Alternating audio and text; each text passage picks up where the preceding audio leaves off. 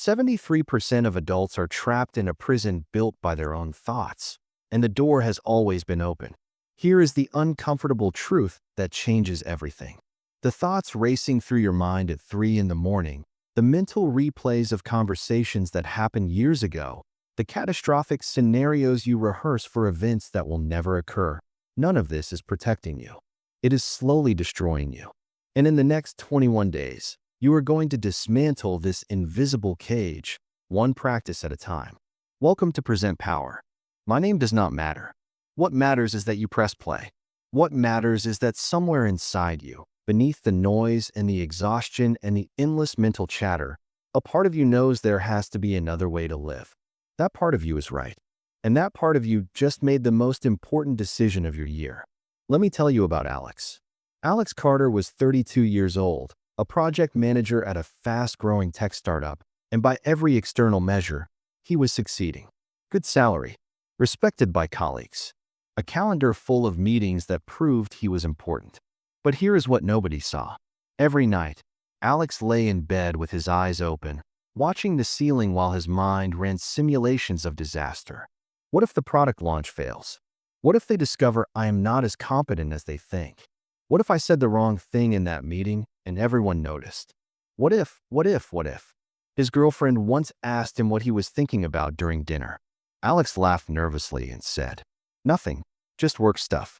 The truth was, he had mentally rehearsed 17 different versions of a difficult conversation with his boss, a conversation that was not even scheduled.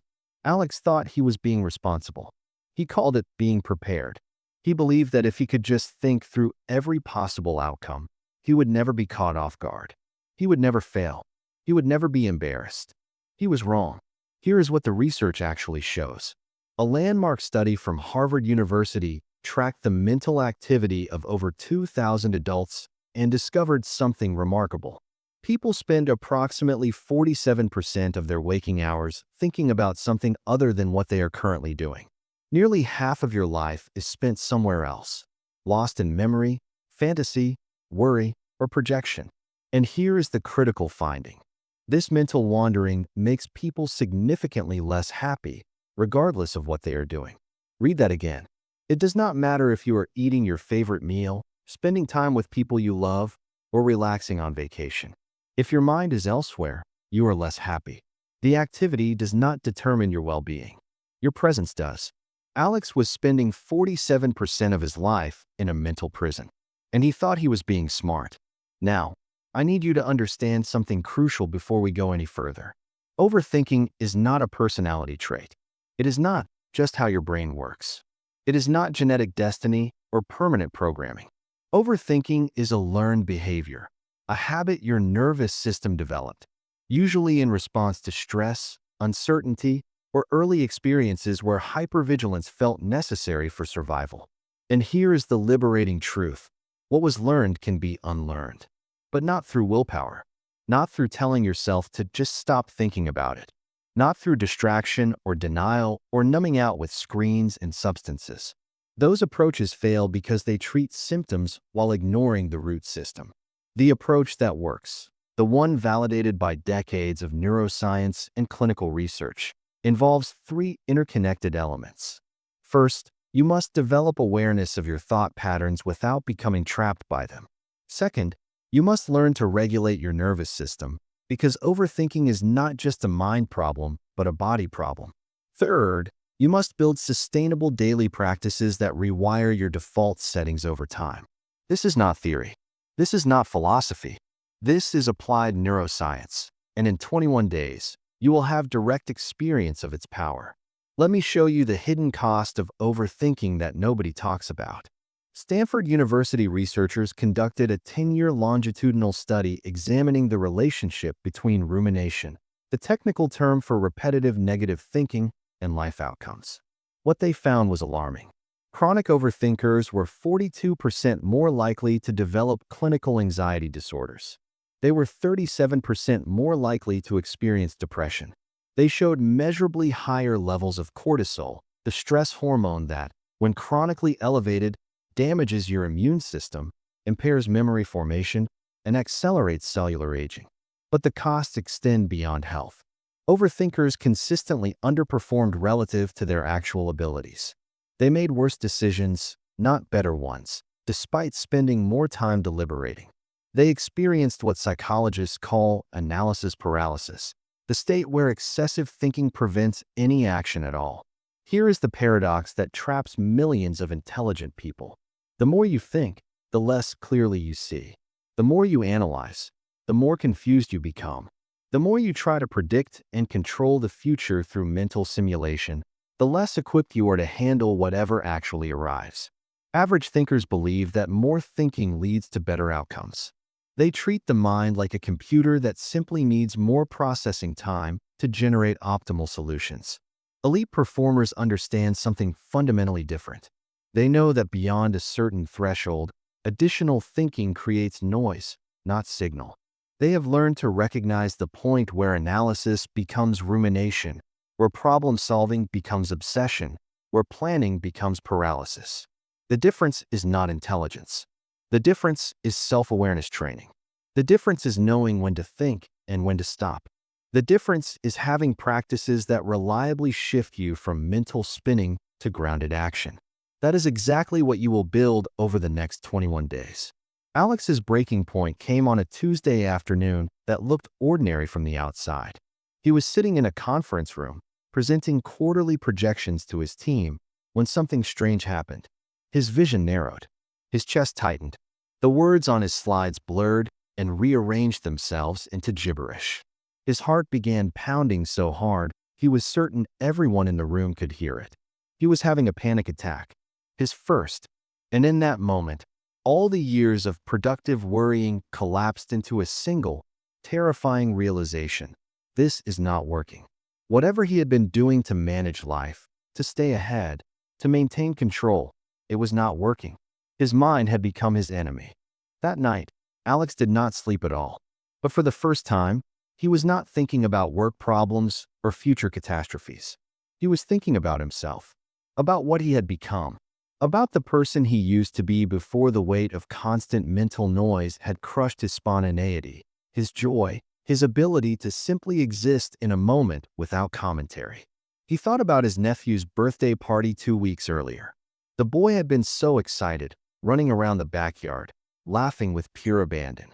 And Alex had been there physically, but mentally he was drafting emails in his head, reviewing meeting notes, anticipating problems that had not yet materialized. He had been present in body and absent in spirit. How many moments had he missed this way? How many years? The question landed in his chest like a stone. This is where I need to share something important about the journey ahead. Present Power is not a book of tips. It is not a collection of clever ideas you can browse and forget. It is a 21-day systematic protocol designed to create measurable, lasting change in how your mind operates.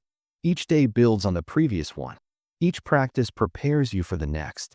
You will learn specific techniques drawn from polyvagal theory, the groundbreaking framework developed by Dr. Stephen Porges that explains how your autonomic nervous system shapes your thoughts, emotions, and behaviors. You will discover why certain breathing patterns calm the mind while others maintain anxiety. You will understand neuroception, your body's unconscious surveillance system that constantly scans for safety and threat, and learn to influence it deliberately. You will meet Maya, a 28-year-old freelance designer trapped in comparison spirals and creative blocks. You will meet Dr. Daniel Reyes, a clinical psychologist who will guide you through the science, and, in a moment of unusual vulnerability, share his own battle with the very patterns he helps others overcome. You will receive practices you can do anywhere.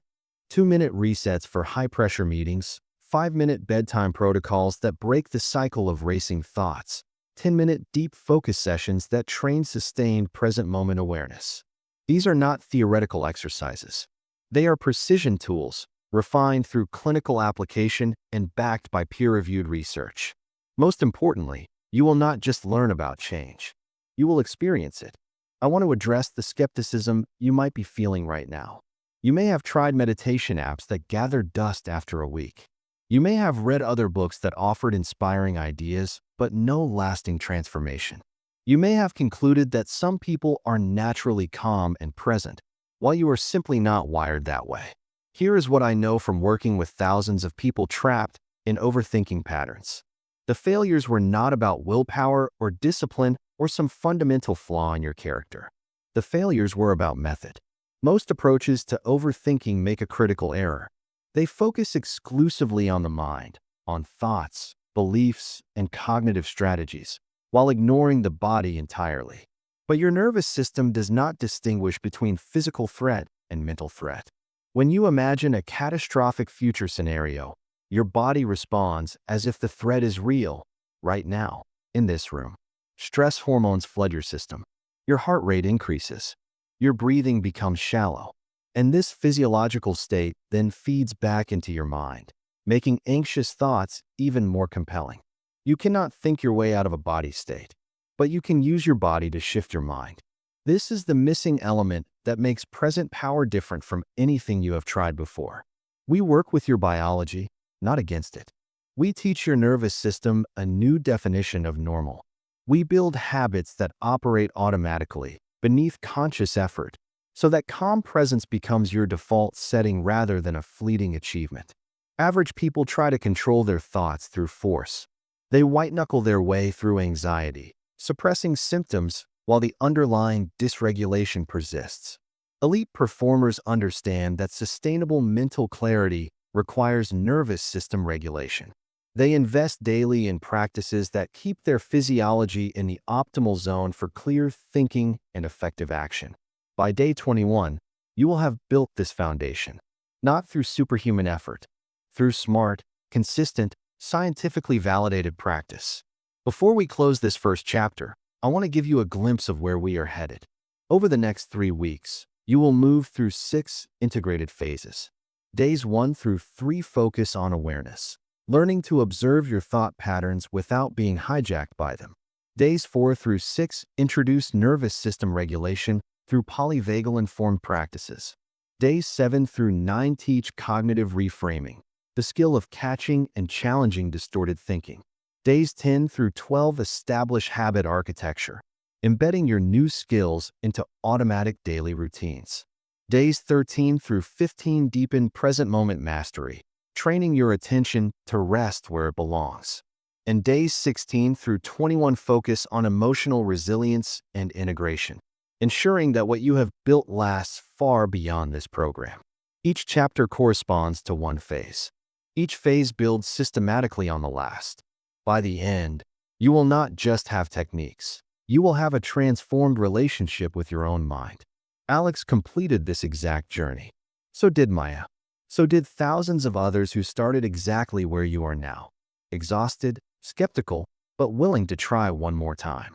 The difference this time is that you have the right method. Here is your single instruction for tonight. Before you sleep, take 60 seconds, just 60 seconds, to notice your breathing without trying to change it. Do not analyze it. Do not judge it. Simply observe the sensation of air moving in and out. If your mind wanders to thoughts, gently return attention to the breath. This is not meditation. This is awareness training. And it begins to build the neural pathways that make everything else possible. Tomorrow, day 1 officially begins. And the first thing you will learn? Your thoughts are not the problem. Your relationship with your thoughts is the problem.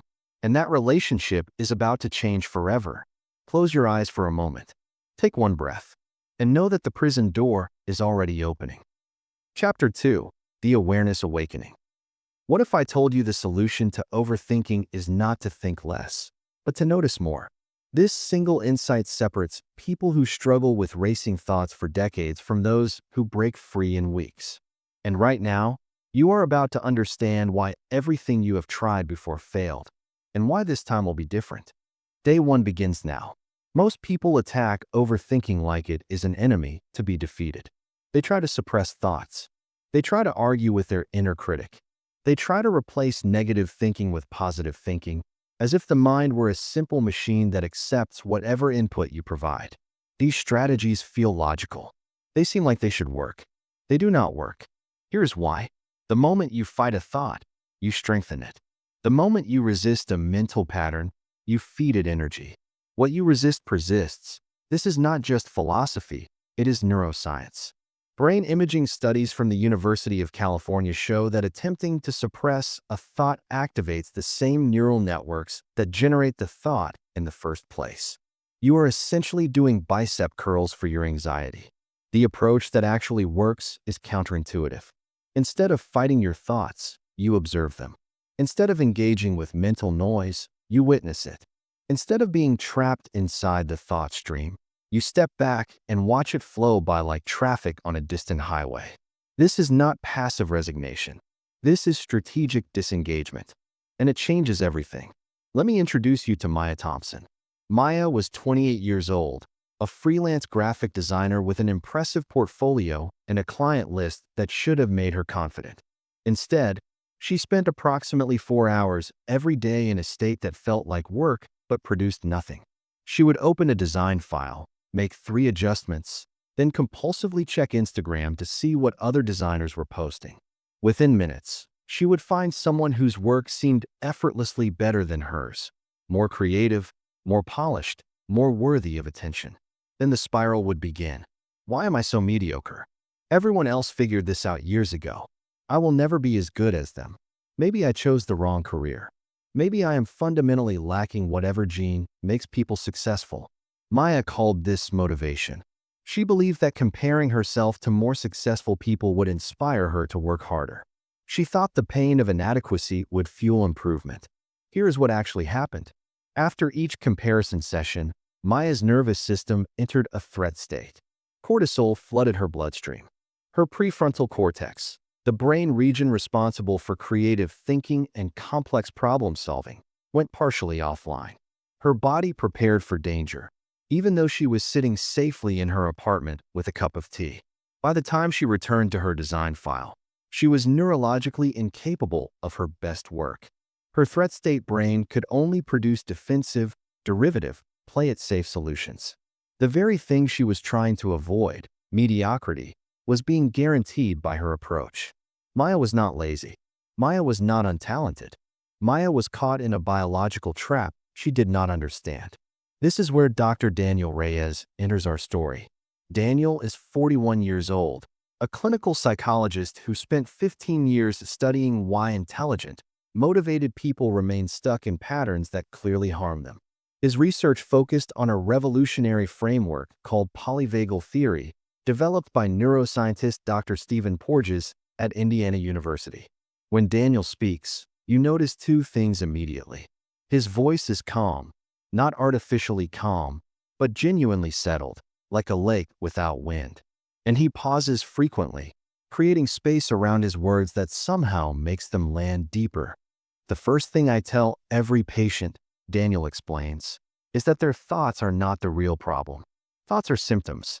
They are signals. They are your nervous system trying to communicate something important. When we attack the thoughts directly, we are essentially yelling at the fire alarm instead of looking for the fire. Daniel's framework begins with a concept called neuroception.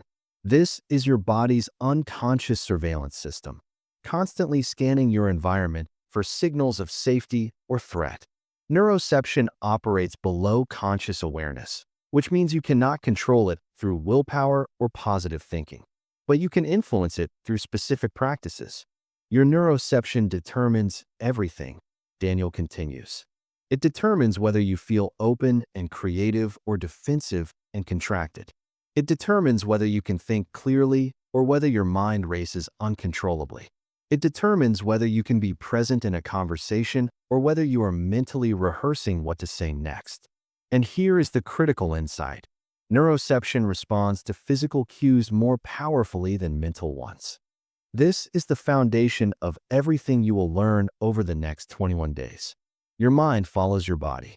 When your nervous system feels safe, clear thinking becomes natural. When your nervous system feels threatened, overthinking becomes inevitable. Not because you are weak or undisciplined, but because that is exactly what human biology does under stress. Average people try to change their thoughts directly. They use affirmations, willpower, and distraction to manage mental noise. Elite performers understand that sustainable mental clarity requires working with the nervous system first. They regulate their physiology, and their psychology follows. The question is, How do you influence a system that operates below conscious awareness? The answer is awareness itself, but not the kind of awareness you might expect. Not analytical awareness that judges and evaluates and tries to fix. A different kind entirely. What contemplative traditions have called witnessing, observing, or simply noticing. Here is how it works at the neurological level. When you observe a thought without engaging it, you activate the prefrontal cortex, your brain's executive center, while simultaneously reducing activation in the amygdala, your brain's alarm system. Functional MRI studies from Massachusetts General Hospital show that just 8 weeks of observation-based practice produces measurable changes in brain structure, including increased gray matter density in regions associated with self-awareness and decreased gray matter in regions associated with stress and anxiety. You are not just managing symptoms. You are physically rewiring your brain. Maya's transformation began with a single 2-minute practice. Daniel instructed her to set a timer and do nothing but watch her thoughts. Not change them, not judge them, not analyze their origin or meaning. Simply witness whatever arose in her mind, as if she were sitting on a riverbank watching leaves float past on the current. I felt ridiculous at first, Maya admitted later. My mind was screaming that this was a waste of time. I had deadlines, clients waiting, real problems to solve. 2 minutes of doing nothing felt irresponsible. But she kept going. And somewhere around the 45-second mark, something strange happened. Maya noticed a thought arise. This is stupid. Instead of believing the thought or arguing with it, she simply observed it. She noticed how the thought had a certain texture, a certain energy. She noticed that it appeared without her permission and would disappear without her effort. She noticed that she, the one doing the noticing, was somehow separate from the thought itself. This is the moment that changes everything. The recognition that you are not your thoughts. You are the awareness behind them. Maya had experienced this insight philosophically before. She had read books about mindfulness, attended a few meditation classes, nodded along when teachers described the difference between thoughts and the thinker. But reading about swimming is not swimming. Understanding a concept intellectually is entirely different from experiencing it directly. In that moment, sitting in her cramped apartment with her phone timer counting down, Maya had a direct experience of her own awareness. And that experience created a crack in the prison wall. The practice I am about to give you is deceptively simple. Do not mistake simplicity for lack of power. The most transformative tools often are the most simple. They work because they can actually be used consistently, unlike complex systems that collapse under the weight of their own requirements. This is called the Thought Witness Protocol, and you will practice it for the next 3 days. Set a timer for 2 minutes. Sit comfortably with your eyes closed or softly focused on a neutral point. Do nothing except notice what arises in your mind. When a thought appears, and thoughts will appear constantly, simply acknowledge it silently with the word thinking. Do not elaborate. Do not follow the thought's storyline. Do not analyze whether it is a good thought or bad thought, productive or destructive. Simply note, thinking, and return your attention to the open space of awareness. Your mind will resist this. It will tell you this is boring, pointless, or that you are doing it wrong. When those thoughts arise, note, thinking, and return to witnessing. The goal is not to empty your mind. The goal is not to feel peaceful or calm or enlightened. The goal is simply to practice the act of observing without engaging. To build the neural pathway that allows you to step back from the thought stream instead of being swept away by it. 2 minutes. Once in the morning. Once before bed. This is your only assignment for days 1, 2, and 3. Let me tell you what happened to Alex during his first 3 days. He felt like a failure. His mind refused to cooperate. Every time he sat down to practice, a tsunami of thoughts crashed through his awareness. Work problems, relationship anxieties, random memories, song lyrics, mental to-do lists, fantasies, fears. Noting thinking felt absurd when thoughts were arriving faster than he could label them. After day 1, Alex almost quit. He texted Daniel and said, "This isn't working. My mind is too busy for this." Daniel's response changed everything. Your mind being busy is not failure, it is success. You are finally seeing what has been running in the background your entire life. Most people never become aware of their thought stream because they are completely identified with it. The fact that you can notice how busy your mind is means the witnessing capacity is already developing. Keep going. Alex kept going. By day 3, something subtle began to shift. The volume of thoughts did not decrease, but his relationship to them changed. He started noticing tiny gaps between thoughts, microseconds of stillness he had never perceived before. He started recognizing recurring patterns, the same worries playing on repeat like a broken record. And most importantly, he started experiencing moments where he could observe a thought arise, note it as thinking, and watch it dissolve without ever having engaged it. These moments were brief, sometimes only a second or two, but they were revolutionary. For the first time in his adult life, Alex experienced what it felt like to not be controlled by his own mind. Here is the science behind what happens during these 3 days. Polyvagal theory describes 3 primary states your nervous system can occupy. The first is the ventral vagal state, characterized by feelings of safety, connection, and openness. In this state, your social engagement system is online, creative thinking flows easily, and you can be fully present. The second is the sympathetic state, the fight or flight response. Heart rate increases, muscles tense, and your mind races to identify and neutralize threats. This state is useful for genuine emergencies, but devastating when activated chronically by imaginary dangers. The third is the dorsal vagal state, a freeze or shutdown response. This is the collapse that happens when fight or flight feels impossible. You disconnect, dissociate, feel numb or hopeless. Overthinking almost always indicates sympathetic activation. Your nervous system has detected a threat, even if that threat exists only in your imagination, and is mobilizing resources to deal with it. The racing thoughts are not random. They are your brain's attempt to problem-solve its way out of perceived danger. The thought witness protocol begins to interrupt this cycle. When you step back from thoughts instead of engaging them, you send a powerful signal to your nervous system. There is no immediate threat requiring action. This signal activates your vagus nerve, the primary neural pathway connecting brain and body, and begins shifting you toward the ventral vagal state of safety and presence. Dr. Daniel Reyes summarizes it this way: awareness is not just a psychological tool, it is a physiological intervention. Every moment you spend witnessing thoughts instead of fighting them, you are training your vagus nerve. You are building heart rate variability. You are literally rewiring the autonomic hierarchy that governs your entire experience of being alive. Average overthinkers believe they need to solve their thoughts. They engage every worry, analyze every fear, argue with every self-criticism.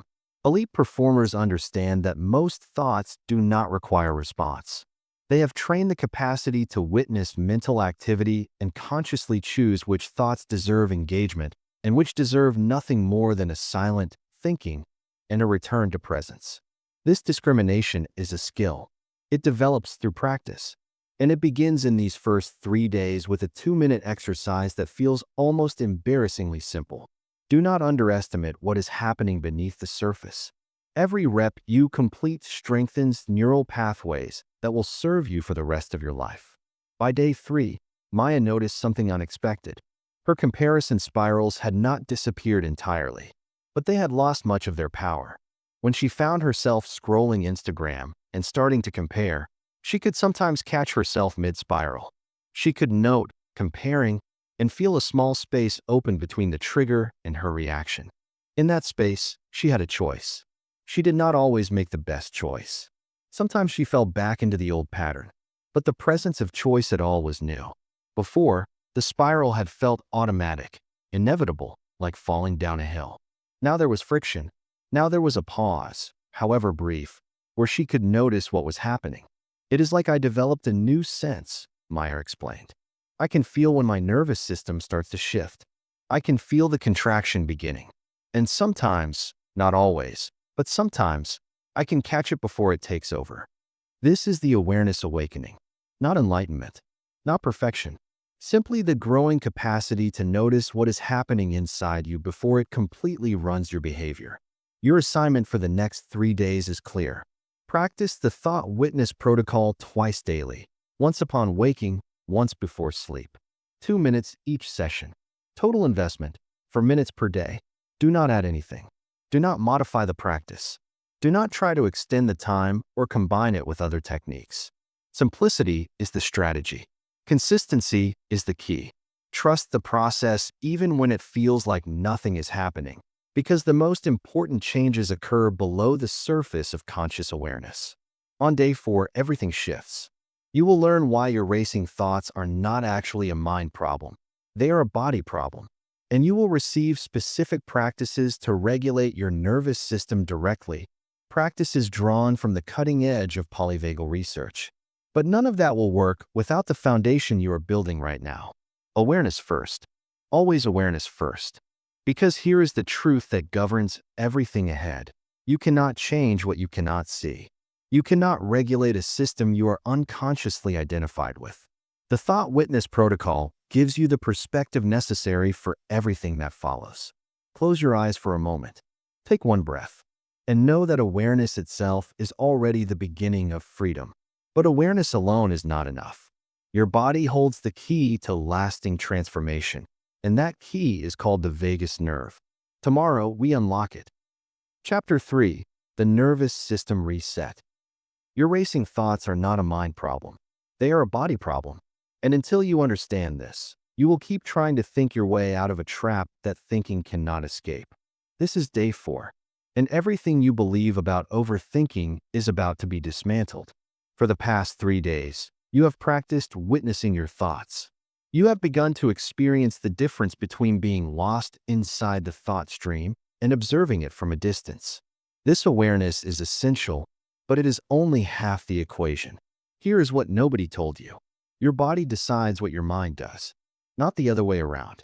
When your nervous system is dysregulated, stuck in a chronic state of threat detection, no amount of positive thinking, cognitive reframing, or mental discipline will produce lasting change. You are fighting biology with psychology, and biology always wins.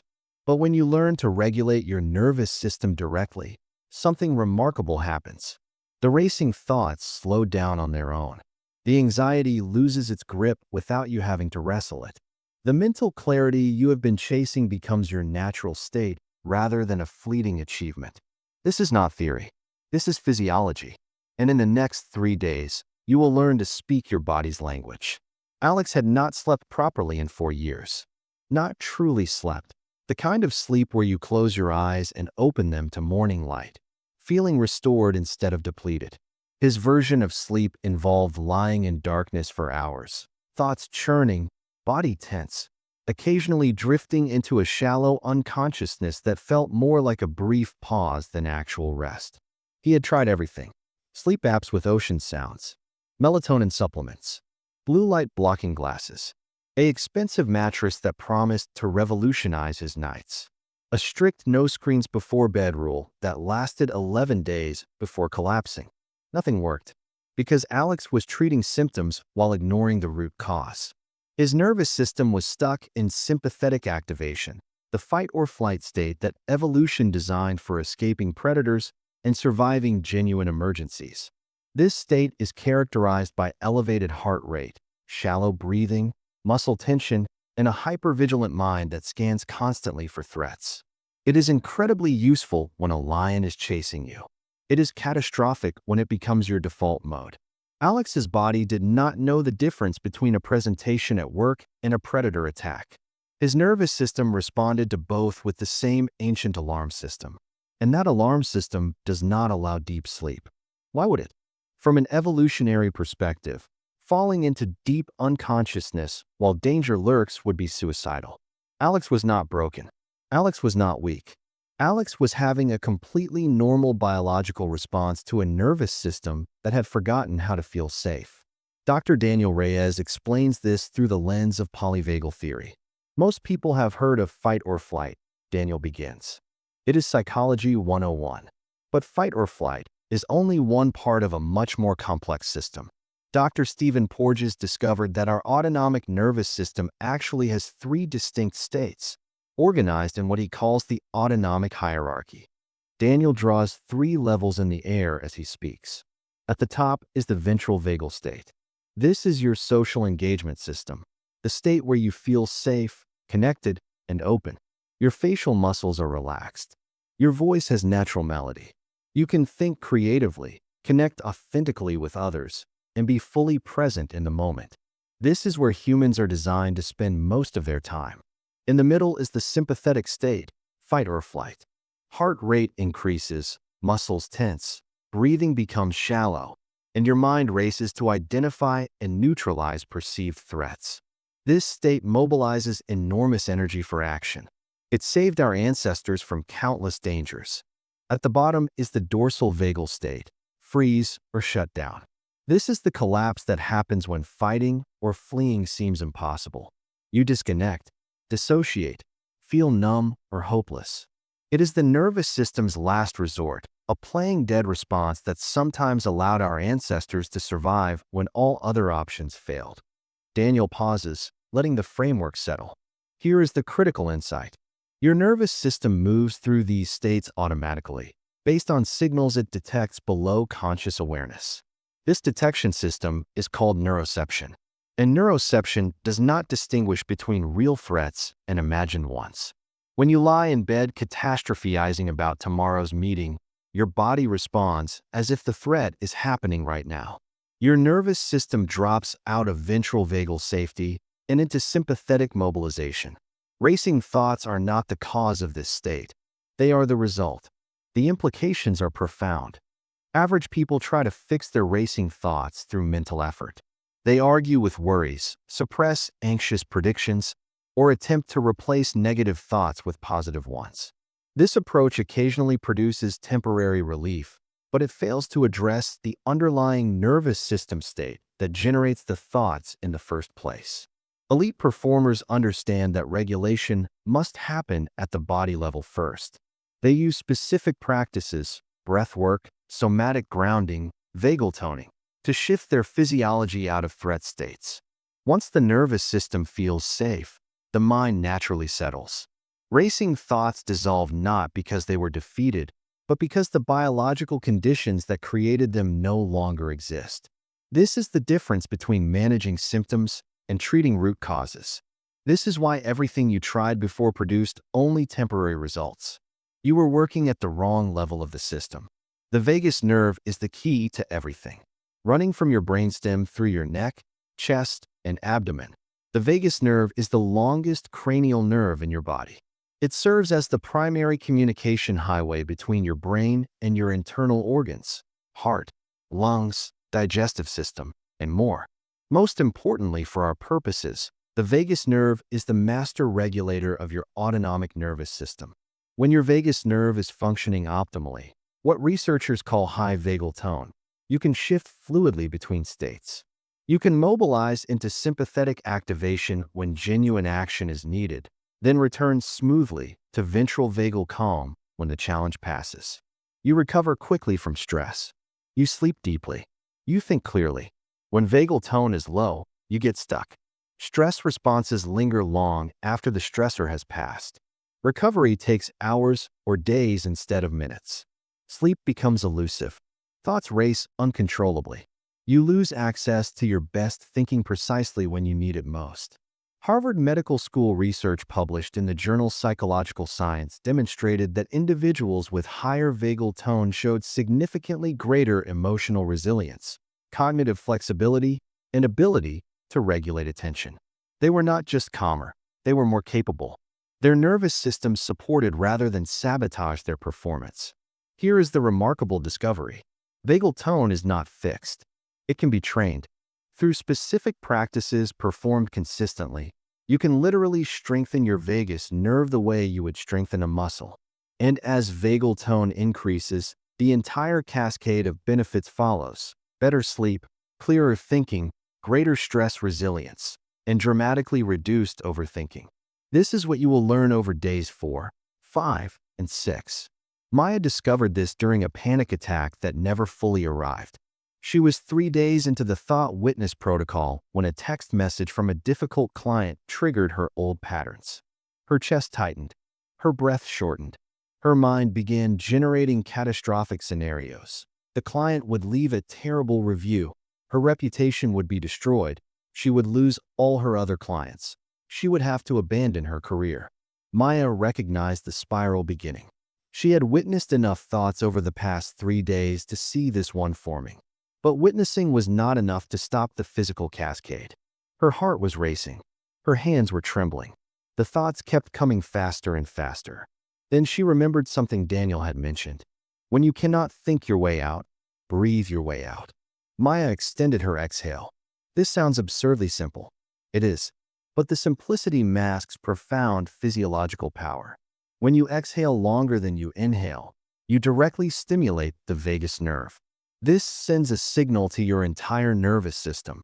The threat has passed. It is safe to relax. You can return to baseline. Maya breathed in for a count of 4. She breathed out for a count of 8. In for 4. Out for 8. She did this 5 times, which took less than 1 minute.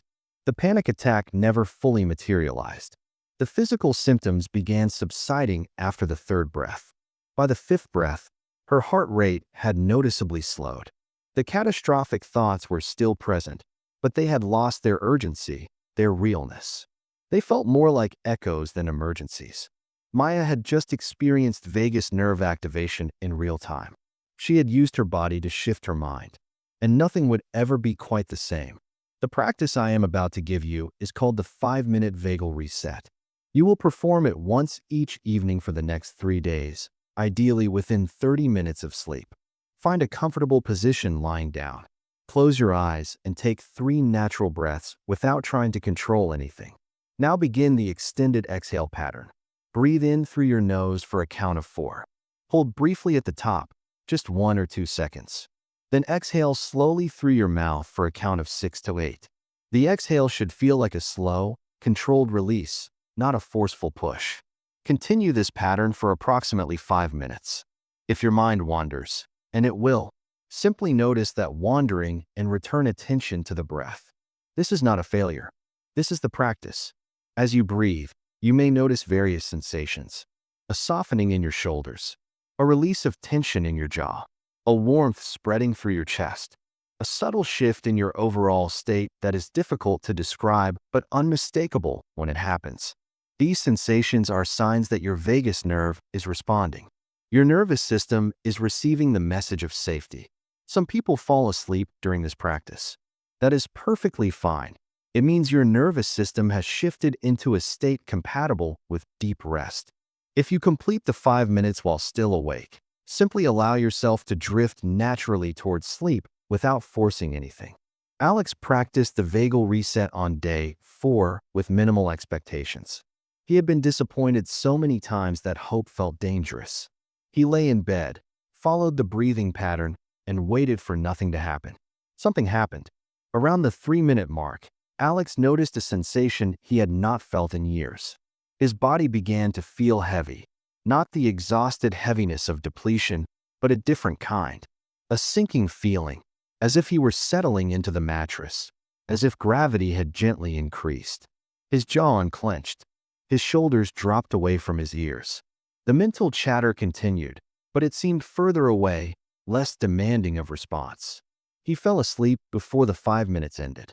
When Alex woke the next morning, he checked the time immediately, certain that he had slept poorly as usual. He had been asleep for nearly 7 hours. Uninterrupted. He could not remember the last time that had happened. "I thought it was a fluke," Alex admitted later. "I thought maybe I was just exhausted and it had nothing to do with the breathing. So I tried again on day 5. Same thing. Fell asleep during the practice, woke up hours later feeling more rested than I had in months." By day 6, Alex understood. His insomnia had never been a sleep problem. It had been a nervous system problem. His body had been stuck in sympathetic activation, unable to access the ventral vagal state required for deep rest. The vagal reset was not a sleep hack. It was a direct intervention in his autonomic hierarchy, a way of speaking to his nervous system in the only language it truly understood. There is another practice I want to give you for these 3 days. It is shorter, more portable, and can be used anytime your nervous system begins escalating toward threat states. This is called the physiological sigh. Stanford neuroscientist Dr. Andrew Huberman and his colleagues researched various breathing patterns to identify which most rapidly shifts the nervous system from sympathetic activation to parasympathetic calm. The winner was a pattern humans and animals perform naturally when transitioning from stress to relaxation. 2 quick inhales through the nose followed by 1 long exhale through the mouth. Here is how to perform it. Take a full breath in through your nose. At the top, sneak in 1 more small sip of air, a second mini inhale that maximally expands your lungs. Then release everything through your mouth in 1 long, slow exhale. Let your shoulders drop. Let your jaw release. 1 single physiological sigh can measurably reduce heart rate and cortisol levels within 30 seconds. It is the fastest known method for manually activating your vagus nerve. Use this practice whenever you notice early signs of nervous system escalation. The moment your chest tightens, your breathing shortens, or your thoughts begin racing, pause and perform 3 physiological sighs. This will not solve the underlying situation, but it will shift your biology enough that you can respond thoughtfully rather than react automatically. Maya started using physiological sighs before checking her email. Alex used them before difficult meetings. Both reported that the practice created a brief but crucial pause, a window of tolerance where they could choose their response rather than being hijacked by their stress physiology. Window of tolerance is a concept worth understanding. Developed by Dr. Dan Siegel at UCLA, it describes the zone of arousal in which you can function effectively. When you are within your window of tolerance, you can think clearly, regulate emotions, and respond flexibly to challenges. When you are pushed outside your window, into hyperarousal or hypoarousal, you lose access to your executive functions and default to survival-based reactions. Chronic overthinkers typically have a narrow window of tolerance. Small stressors push them into dysregulation. They spend excessive time outside the zone where clear thinking is possible, then criticize themselves for being unable to think clearly. The practices you are learning, extended exhale breathing, vagal resets, physiological sighs, all work to expand your window of tolerance. They train your nervous system to handle greater levels of challenge while remaining regulated. Over time, situations that once triggered immediate overwhelm begin to feel manageable. Not because the situations changed, but because your capacity to hold them changed. Average people have narrow windows and blame external circumstances for their dysregulation. Elite performers systematically expand their windows through daily nervous system training, knowing that capacity determines experience far more than circumstance does. By the end of day 6, you will have established 2 foundational practices. The Thought Witness Protocol trains awareness, the ability to observe mental activity without being controlled by it. The Vagal Reset trains regulation, the ability to shift your nervous system out of threat states and into the ventral vagal conditions where clear thinking becomes natural. Awareness and regulation. Mind and body. Observation and intervention. These 2 capacities work together. Awareness without regulation leaves you watching helplessly as stress physiology takes over. Regulation without awareness means you never notice dysregulation until it has already escalated beyond easy intervention. Together, they create a complete system for managing your inner experience. But there is still more work to do. Your nervous system is now learning to find safety. Your thoughts are now objects of observation rather than commanders of behavior. But the patterns themselves, the recurring thought loops, the cognitive distortions, the mental habits that generate overthinking, these patterns remain encoded in your neural circuitry. In days 7 through 9, you will learn to work directly with these patterns. You will discover how to catch cognitive distortions in real time, challenge them with precision, and install new default responses. This is the realm of cognitive reframing, and it only works when you have first established the foundation of awareness and regulation. Your nervous system is beginning to remember what safety feels like. Your body is learning a new definition of normal. Now it is time to rewire the thought patterns themselves. Chapter 4. Cognitive Reframing. The voice in your head is lying to you. It has been lying to you for years. And today, You will learn exactly how to catch it. This is day 7. You have spent 6 days building the foundation, awareness to observe your thoughts, regulation to calm your nervous system. Now comes the work of transformation. Now you learn to challenge the patterns themselves. Here is a truth that changes everything once you truly understand it. Your thoughts are not facts. They are not objective reports on reality. They are interpretations, filtered through years of conditioning, distorted by cognitive biases you never chose, and shaped by a brain that evolved to prioritize survival over accuracy. The human mind did not develop to perceive truth. It developed to keep you alive. And a mind optimized for survival consistently overestimates threats, catastrophizes potential outcomes, and generates worst-case scenarios as a form of protective preparation. This was useful on the savannah when underestimating a predator meant death. It is devastating in modern life when the same machinery runs continuously on problems that exist only in imagination. You are not broken for having distorted thoughts. You are human.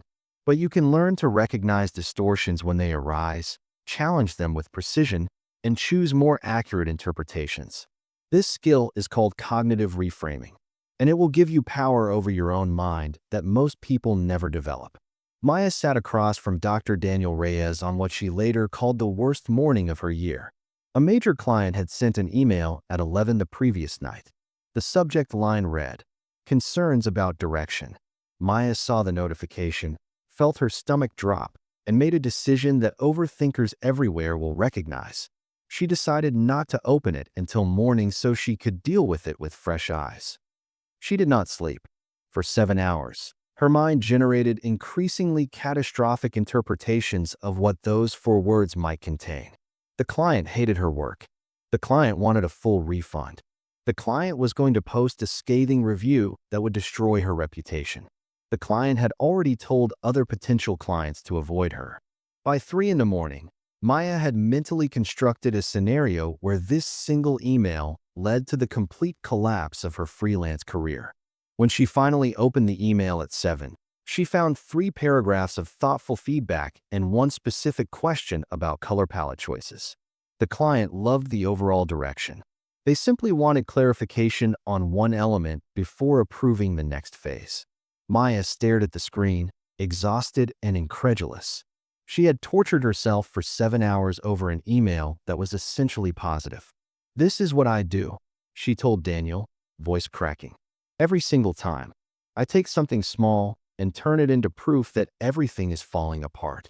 What is wrong with me?" Daniel's response surprised her. "Nothing is wrong with you. Your brain is doing exactly what brains do. The problem is not that you have cognitive distortions. Everyone has them. The problem is that you believe them without question. You treat distorted thoughts as if they were reality itself. Cognitive distortions are systematic errors in thinking that feel completely true while being completely false. Decades of research in cognitive behavioral therapy, pioneered by Dr. Aaron Beck at the University of Pennsylvania, have identified consistent patterns in how human minds distort reality. These are not random errors. They are predictable, recognizable, and, once you learn to spot them, remarkably easy to challenge. Let me introduce you to the distortions that drive most overthinking. Catastrophizing is the tendency to assume the worst possible outcome. Maya's email spiral was textbook catastrophizing. The mind takes a neutral or ambiguous situation, jumps to the most negative interpretation, and then treats that interpretation as inevitable. A headache becomes brain cancer. A delayed text response becomes abandonment. A minor mistake at work becomes career destruction. All-or-nothing thinking divides the world into absolute categories with no middle ground. You are either a complete success or a total failure. People either love you or hate you. A project is either perfect or worthless. This distortion eliminates nuance, ignores context, and transforms ordinary setbacks into existential crises. Mind reading is the assumption that you know what others are thinking, and that what they are thinking is negative. Your boss did not respond to your message because she is disappointed in your performance. Your friends seem distant because they are secretly angry about something you did. The colleague who did not smile at you in the hallway is judging you. Mind reading fills information gaps with worst-case interpretations, treating assumptions as confirmed facts. Fortune telling is the conviction that you can predict the future and that the future will be bad. You know the presentation will go poorly. You know the relationship will fail. You know you will be rejected. This distortion mistakes anxiety for prophecy, treating fearful predictions as reliable forecasts. Emotional reasoning is the belief that feelings are evidence of reality. I feel like a failure, therefore I must be a failure. I feel anxious about this decision, therefore the decision must be wrong. I feel unlovable, therefore I must be unlovable. This distortion grants emotions an authority they do not deserve, treating temporary internal states as objective truths about the external world. These 5 distortions, catastrophizing, all-or-nothing thinking, mind reading, fortune telling, and emotional reasoning, generate the vast majority of overthinking spirals. Learn to recognize them, and you have learned to recognize the architecture of your mental prison. Daniel teaches a practice called the thought court. Imagine your mind is a courtroom, he explains. Distorted thoughts are the prosecution. They make accusations, present worst-case scenarios, and demand conviction. But you have been letting the prosecution run the entire trial. There is no defense attorney. There is no judge evaluating evidence. There is no jury requiring proof beyond reasonable doubt. The prosecution speaks, and you immediately accept the verdict as truth. The thought court changes this dynamic. When you notice a distressing thought, especially one generating significant emotional charge, you pause and put that thought on trial. You become the defense attorney, the judge, and the jury. You demand evidence. You consider alternative interpretations. You evaluate the thought's claims against actual reality rather than accepting them automatically. Here's the process. First, identify the thought clearly. Write it down if possible, or state it explicitly in your mind. Vague distress is difficult to challenge. Specific claims can be examined. Second, identify the distortion. Is this catastrophizing? All-or-nothing thinking, mind reading, fortune telling, emotional reasoning? Often thoughts contain multiple distortions layered together. Name as many as you can recognize. Third, examine the evidence. What facts actually support this thought? Not feelings, facts. Not assumptions, verified information. What would you say to a friend who expressed this thought? What evidence contradicts the thought's claims? Fourth, generate alternative interpretations. If the distorted thought is one possible explanation, what are other possible explanations? What would a neutral observer conclude from the same facts? What is the most realistic interpretation rather than the most catastrophic one? Fifth, choose your response. Based on this examination, how do you want to respond to the original thought? You might conclude it has some validity and take appropriate action. You might conclude it is largely distortion and consciously release it. You might conclude you need more information before drawing any conclusion. This entire process can happen in 60 seconds once you have practiced it. The goal is not to eliminate negative thoughts. That is impossible and unnecessary. The goal is to stop believing them automatically. Maya put her email catastrophe through the thought court. The thought, this client is going to destroy my reputation and I will lose everything. The distortions, catastrophizing, fortune telling, all-or-nothing thinking. The evidence for, the client sent a late-night email with a concerning subject line. The evidence against, the email contained mostly positive feedback. One question about color choices is normal in design work. The client said they loved the overall direction. No threats were made. No refund was requested. No negative review was mentioned or implied. Alternative interpretations. The client is engaged and wants the project to succeed. Late-night emails might simply reflect their schedule. The subject line was straightforward communication, not coded criticism. Chosen response. Respond professionally to the color question. Release the catastrophic narrative. Recognize this pattern for future reference. It took maybe 2 minutes, Maya said afterward. And I realized that I had spent 7 hours in agony over a story I completely invented. The facts did not support any of it. I was prosecuting myself with fabricated evidence. This is the power of cognitive reframing. Not positive thinking, which often feels forced and unconvincing, but accurate thinking. Examining whether your interpretations match reality and adjusting when they do not. Average overthinkers believe every thought that arises. They treat the mind as a reliable narrator, accepting its interpretations as truth without examination. When the mind says disaster is imminent, they feel disaster is imminent. When the mind says they are inadequate, they feel inadequate. The thought appears, and they immediately identify with its content. Elite performers have learned to treat thoughts as hypotheses rather than facts. They examine thoughts before accepting them.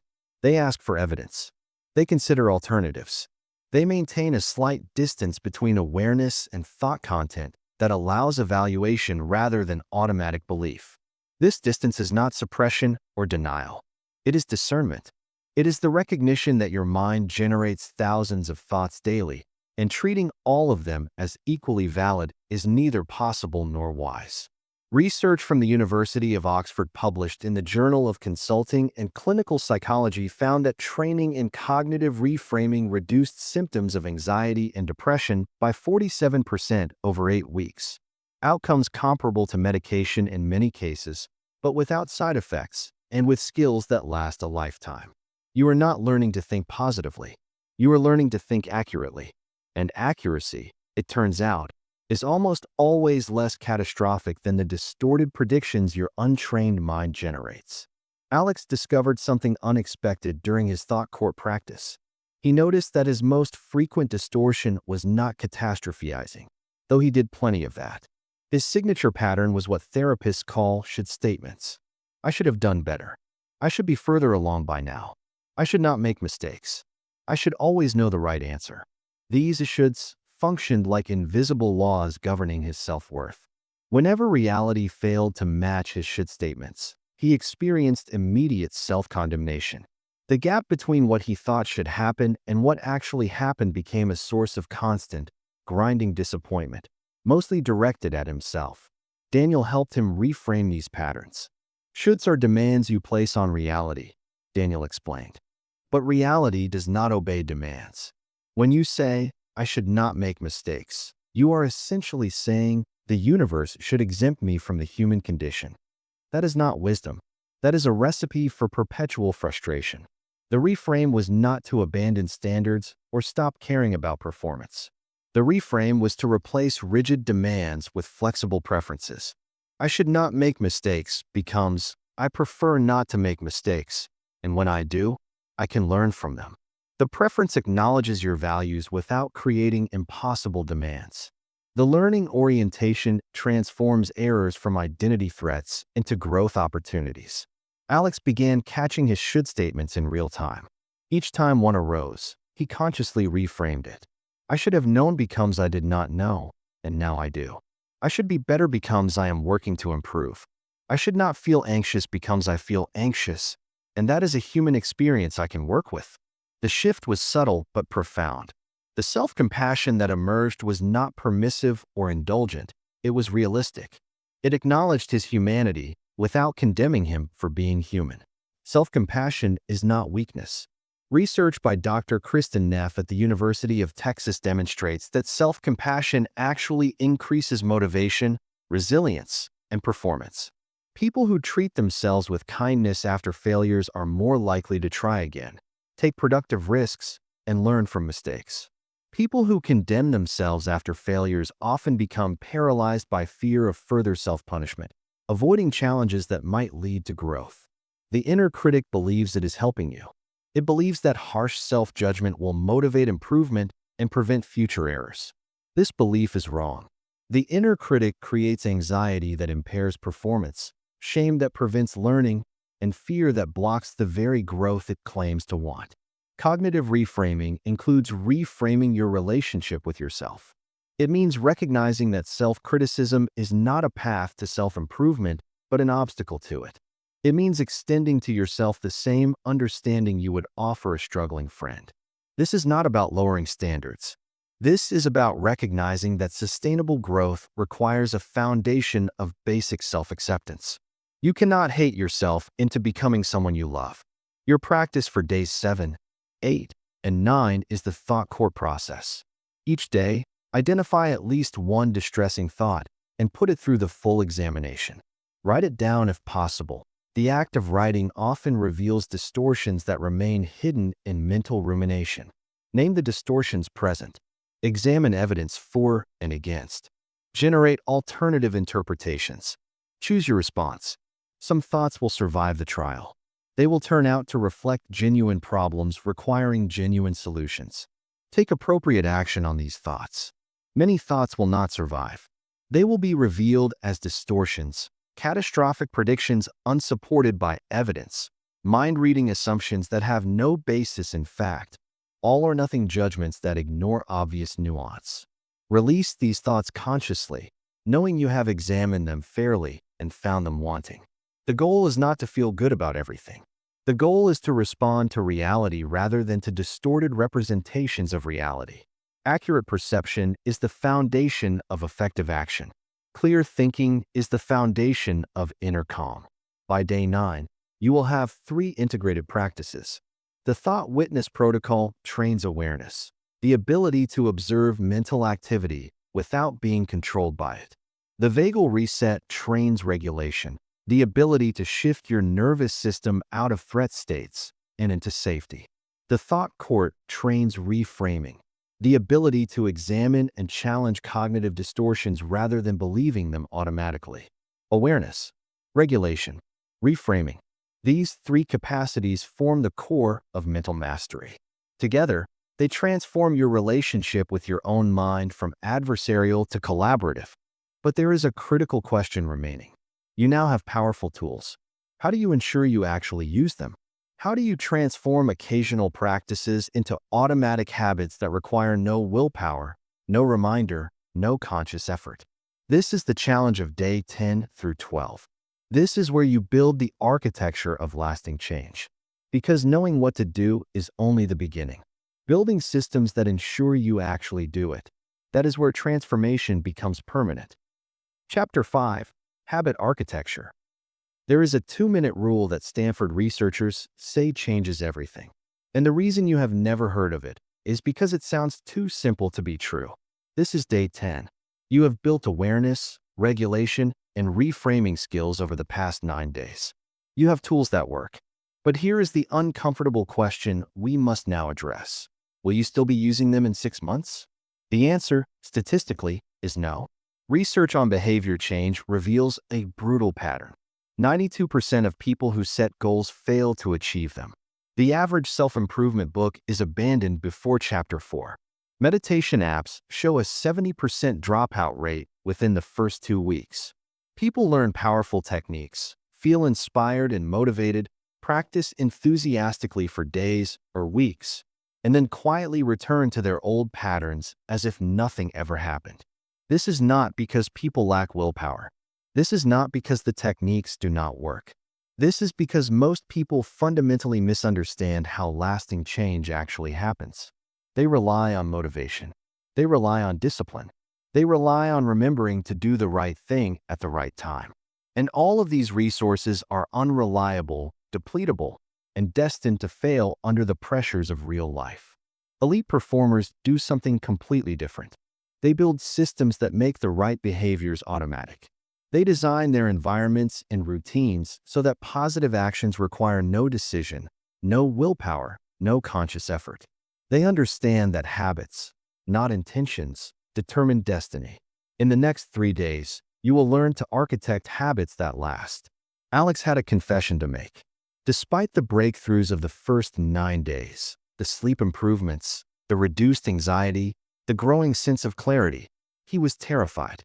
He had been here before, not with this specific program, but with others. He would discover something that worked, ride the initial wave of enthusiasm, and then watch helplessly as life gradually eroded his new practices until nothing remained. "I have a shelf full of books I never finished," Alex told Daniel. "A meditation app one have not opened in 8 months. A gym membership I used for 6 weeks before finding excuses. I know what to do. I just cannot seem to keep doing it." Daniel nodded slowly. "You are describing the most common failure pattern in human behavior change, and it has nothing to do with your character or commitment. It has everything to do with how you have been approaching the problem. What do you mean? You have been relying on motivation to drive behavior. But motivation is a terrible fuel source. It fluctuates wildly based on sleep, stress, mood, and 1,000 other variables. Some days you wake up ready to conquer the world. Other days you wake up wanting to hide under the covers. If your practices depend on motivation, they will always be inconsistent. Alex felt a familiar sinking feeling. So what is the alternative? Habits, Daniel said. Behaviors that happen automatically, without requiring motivation or decision-making. Your goal is not to be disciplined enough to practice every day. Your goal is to make practice so automatic that not doing it feels strange. Dr. B.J. Fogg directs the Behavior Design Lab at Stanford University. He has spent over 20 years studying how habits form, persist, and change. His research has influenced products used by billions of people and therapeutic interventions used in clinics worldwide. And his core insight is almost embarrassingly simple. Make it tiny. Fogg discovered that the biggest predictor of whether a behavior becomes habitual is not how important it is, not how motivated you are to do it, and not how much willpower you possess. The biggest predictor is how easy the behavior is to perform. This seems counterintuitive. We assume that big results require big efforts. We set ambitious goals, meditate for 30 minutes, exercise for an hour, completely overhaul our morning routine, believing that ambition demonstrates seriousness. But ambition is precisely what kills most behavior change attempts. Here's why. Every behavior has what Fogg calls an activation threshold, the amount of motivation required to initiate the action. Complex or time-consuming behaviors have high activation thresholds. When your motivation is high, you clear the threshold easily. When your motivation dips, as it inevitably will, the threshold becomes insurmountable. You skip the behavior, feel guilty, and begin a downward spiral of inconsistency and self-criticism. Tiny behaviors have almost no activation threshold.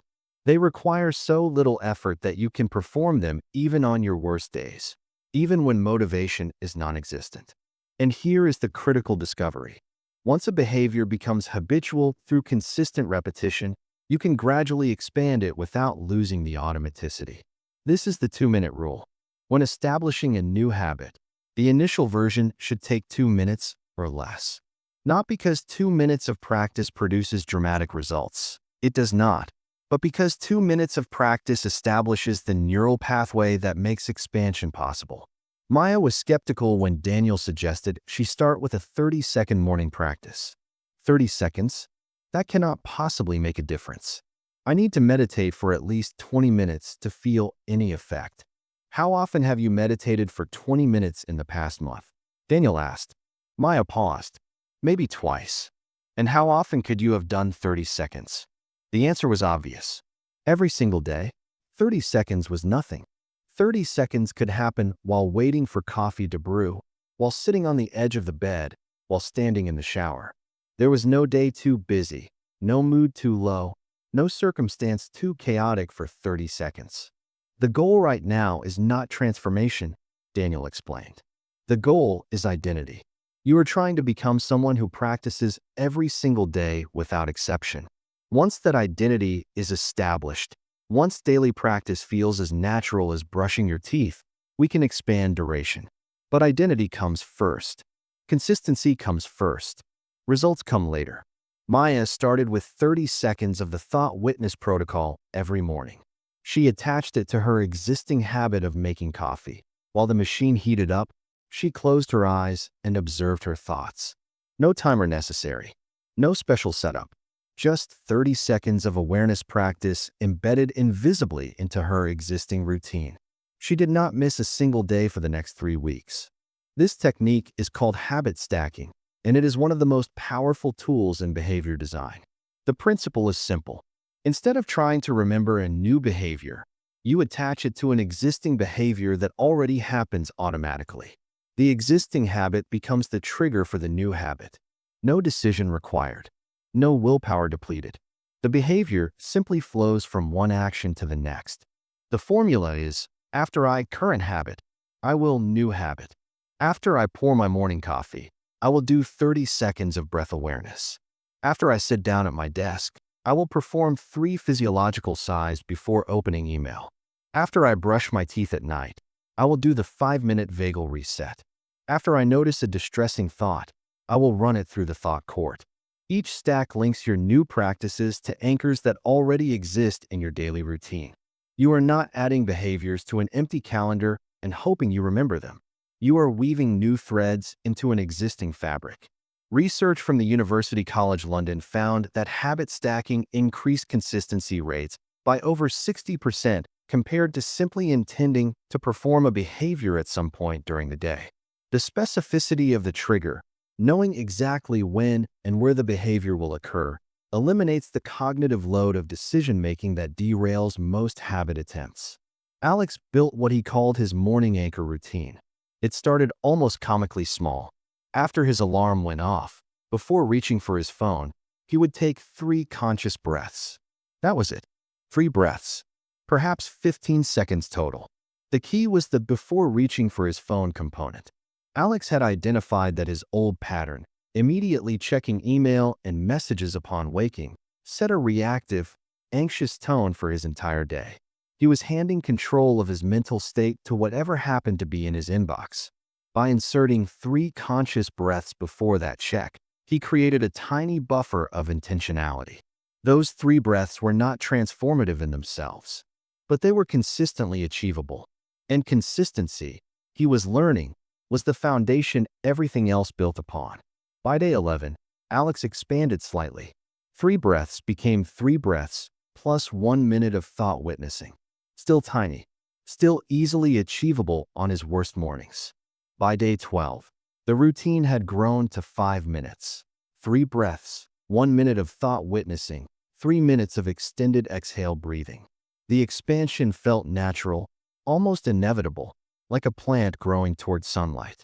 He was not forcing himself to practice longer. He was simply allowing the established habit to mature.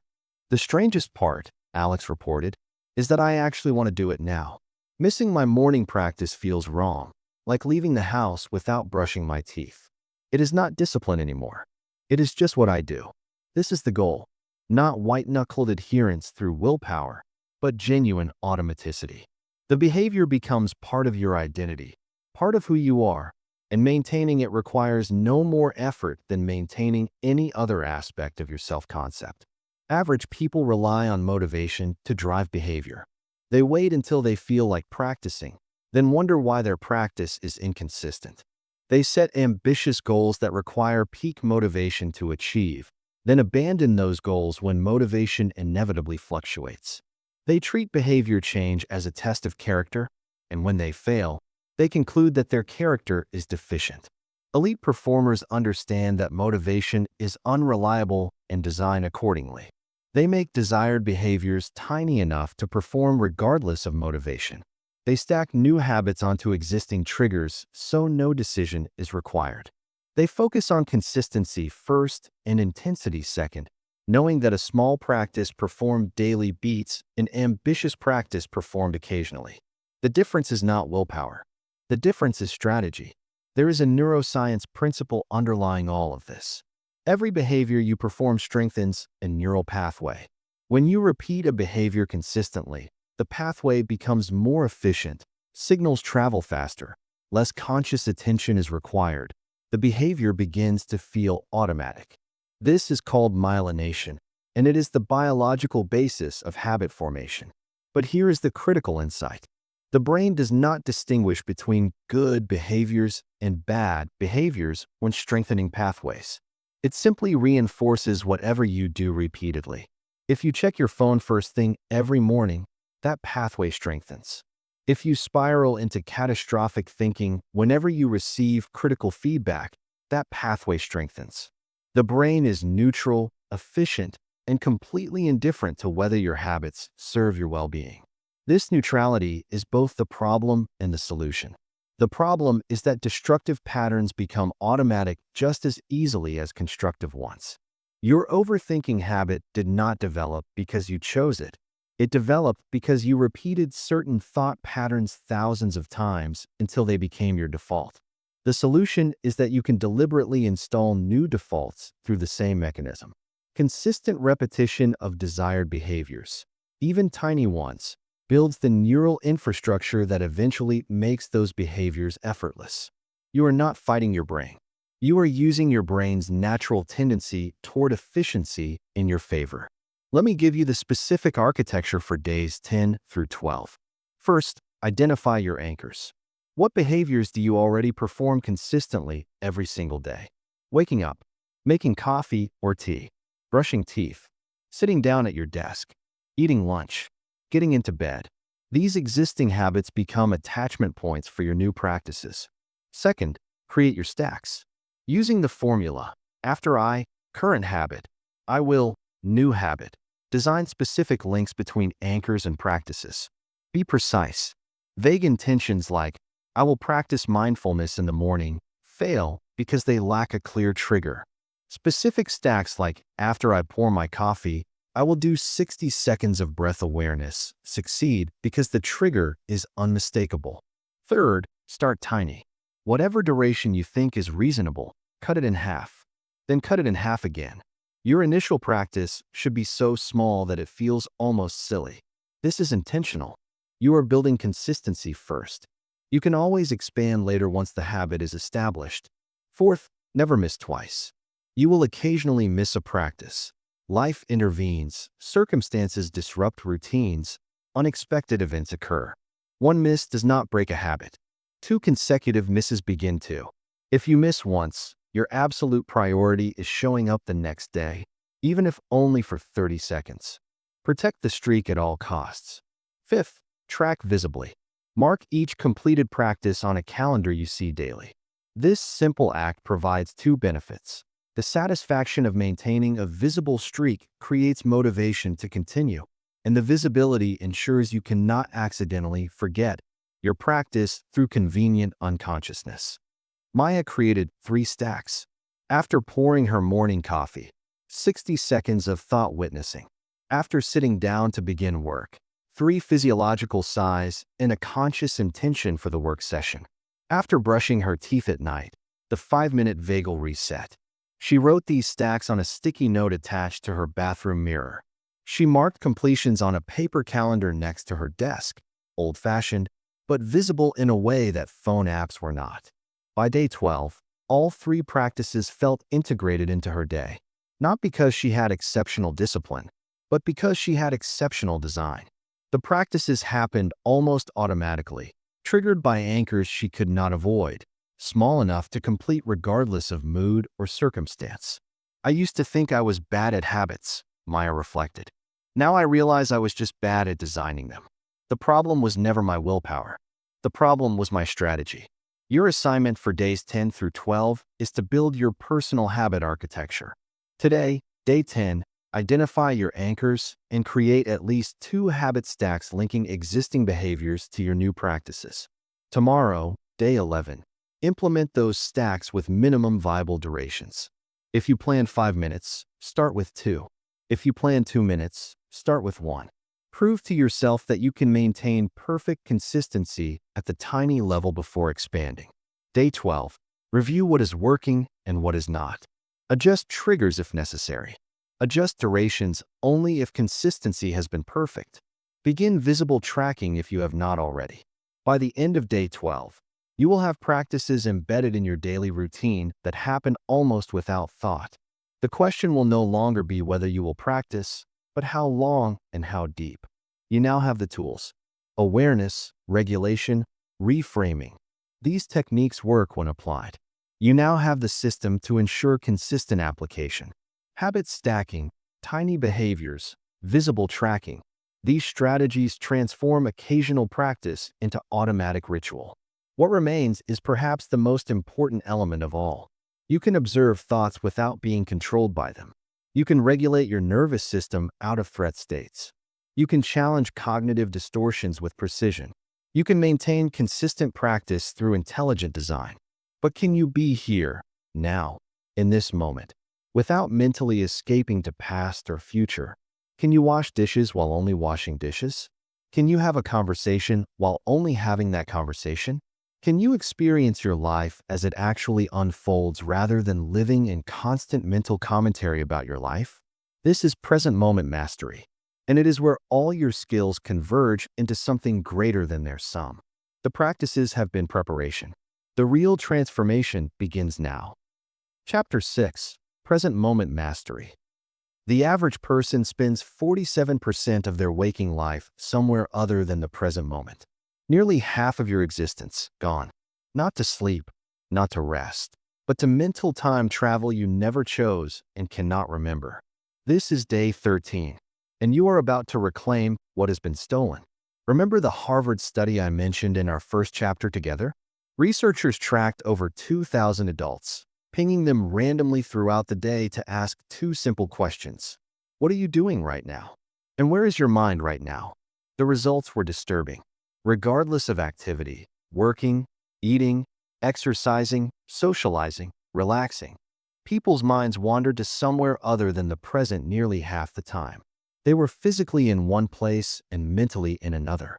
Their bodies were having experiences their minds were missing entirely. But here's the finding that matters most. Mind wandering consistently predicted unhappiness. Not the activity people were engaged in, the location of their attention. A person doing unpleasant tasks with full presence reported greater well-being than a person doing pleasant activities while mentally elsewhere. Presence is not a luxury. Presence is the foundation of psychological well-being. And you have been living with half a foundation for most of your life. Maya described it as finally coming home. For years, she had operated in a strange split-screen existence. Her body would be sitting at her desk, hand moving the mouse, eyes tracking the screen, but her mind would be replaying a conversation from yesterday, rehearsing an email she needed to send later, comparing her current project to something she had seen on Instagram, or spinning elaborate fantasies about how her life might look if different choices had been made. She called this multitasking. She believed she was being efficient, working while also processing other important matters. The truth was simpler and more painful. She was not fully present for anything. Her work suffered because her attention was fragmented. Her relationships suffered because she was rarely actually there. Her life was passing by while she watched from behind a glass wall of mental commentary. The awareness practices from days 1 through 3 had begun to reveal this pattern. She could now notice when her mind left the present moment. But noticing and changing are different skills. She would observe herself drifting into mental time travel, note it as thinking, and then drift away again moments later. The witnessing was happening, but the presence was not stabilizing. "I feel like I am watching myself be absent," Maya told Daniel. "I see it happening, but I cannot seem to stay here." Daniel smiled, the knowing smile of someone who has heard this frustration 1,000 times. "You are ready for the next level," he said. Awareness was about seeing the pattern. Now we train the capacity to remain. Present moment awareness is a skill. Like any skill, it develops through specific practice. And like any skill, it progresses through stages, from effortful concentration to natural ease. The untrained mind defaults to wandering because wandering serves survival purposes for most of human evolution. Scanning for threats, planning for future needs, reviewing past experiences for lessons. These mental operations kept our ancestors alive. The mind that stayed peacefully present while a predator approached did not pass on its genes. But the modern environment has changed faster than our neurology can adapt. The threats we face are rarely immediate physical dangers requiring split-second response. They are chronic stressors, work pressures, relationship complexities, financial concerns, information overload, that the mind cannot resolve through rumination but keeps trying to solve anyway. The survival software runs continuously on problems it was not designed to address. Training present moment awareness does not delete this software. It gives you the ability to consciously disengage from it when rumination is not serving you, which is most of the time. You develop what psychologists call attentional control, the capacity to direct and sustain attention where you choose rather than being pulled helplessly by whatever stimulus or thought happens to arise. Research from the University of Miami demonstrated that just 2 weeks of daily attention training significantly improved working memory, reading comprehension, and emotional regulation. The participants did not become superhuman. They simply gained the ability to keep their attention where they intended it, a capacity that sounds basic but transforms everything it touches. The first practice for present moment mastery is called sensory anchoring. Your senses exist only in the present. You cannot see the past or hear the future. Sensory experience is always now. This makes your senses powerful anchors for present moment awareness. Immediate access points to the here and now that bypass the wandering mind entirely. The practice is simple. Multiple times throughout your day, pause whatever you are doing and bring full attention to one sensory channel for 30 seconds. What can you see right now? Not concepts about what you see, the direct visual experience. Colors, shapes, light, shadow, movement. Look at something ordinary, a cup, a wall, your own hand, as if you have never seen it before. Notice details you have been overlooking. Let your eyes rest on the visual field without mental commentary. What can you hear right now? Not labels for sounds, the sonic texture itself, the hum of electronics, distant traffic, your own breathing, the silence beneath all sounds. Let your ears receive whatever is present without preference or judgment. What can you feel in your body right now? Not thoughts about your body, direct physical sensation. The pressure where you contact the chair or floor, the temperature of air on your skin, the subtle movement of breathing, the presence of tension or ease in shoulders, jaw, belly. Each time you engage fully with sensory experience, you are practicing presence. Each time you return attention to the body and senses after noticing it has wandered, you are strengthening the neural pathways that make sustained presence possible. This is not meditation. This requires no special posture, no quiet room, no set duration. It is simply practicing being where you are, using your body as the anchor that brings mind and location back into alignment. There is a more structured technique for moments when presence feels particularly difficult, when anxiety is high, when overthinking has momentum, when you feel disconnected from your body and the present moment. This is called the 5-4-3-2-1 grounding technique. It systematically walks attention through all 5 senses, creating such complete engagement with present sensory reality that the wandering mind has nowhere else to go. Here's how it works. Name 5 things you can see. Look around your environment and identify 5 specific visual elements. Not categories, specific instances. Not a window, but the light coming through the upper left corner of that window, creating a rectangle of brightness on the floor. Name 4 things you can hear. Listen carefully to your environment and identify 4 distinct sounds. Include subtle sounds you might normally ignore. The whisper of air through vents, the distant rumble of traffic, the sound of your own breath. Name 3 things you can physically feel. Bring attention to 3 points of bodily sensation. The texture of clothing against your skin, the weight of your body against the surface beneath you, the temperature of your hands. Name 2 things you can smell. This sense is often overlooked but powerfully grounding. Even if you notice nothing at first, keep attention on the olfactory channel until you detect something. The neutral smell of air, a hint of coffee, the subtle scent of your own skin. Name 1 thing you can taste. Notice whatever taste is present in your mouth right now, even if it is simply the taste of your own mouth, which is always present but rarely noticed. This full sequence takes approximately 2 minutes. By the end, your attention has been so thoroughly engaged with present sensory reality that the mental chatter typically subsides significantly. You have not fought the thoughts or argued with them. You have simply occupied attention so completely with what is actually here that there was no room left for what is not. Alex used the 5-4-3-2-1 technique before his most difficult meeting of the year. The quarterly review with the executive team had been scheduled for weeks. Alex had spent considerable mental energy anticipating everything that could go wrong. Difficult questions he might not be able to answer, criticism of his department's performance, comparisons to other teams that made him look inadequate. By the morning of the meeting, He had mentally rehearsed catastrophic scenarios so many times they felt inevitable. He recognized the pattern. This was fortune-telling combined with catastrophizing, distortions he now knew well.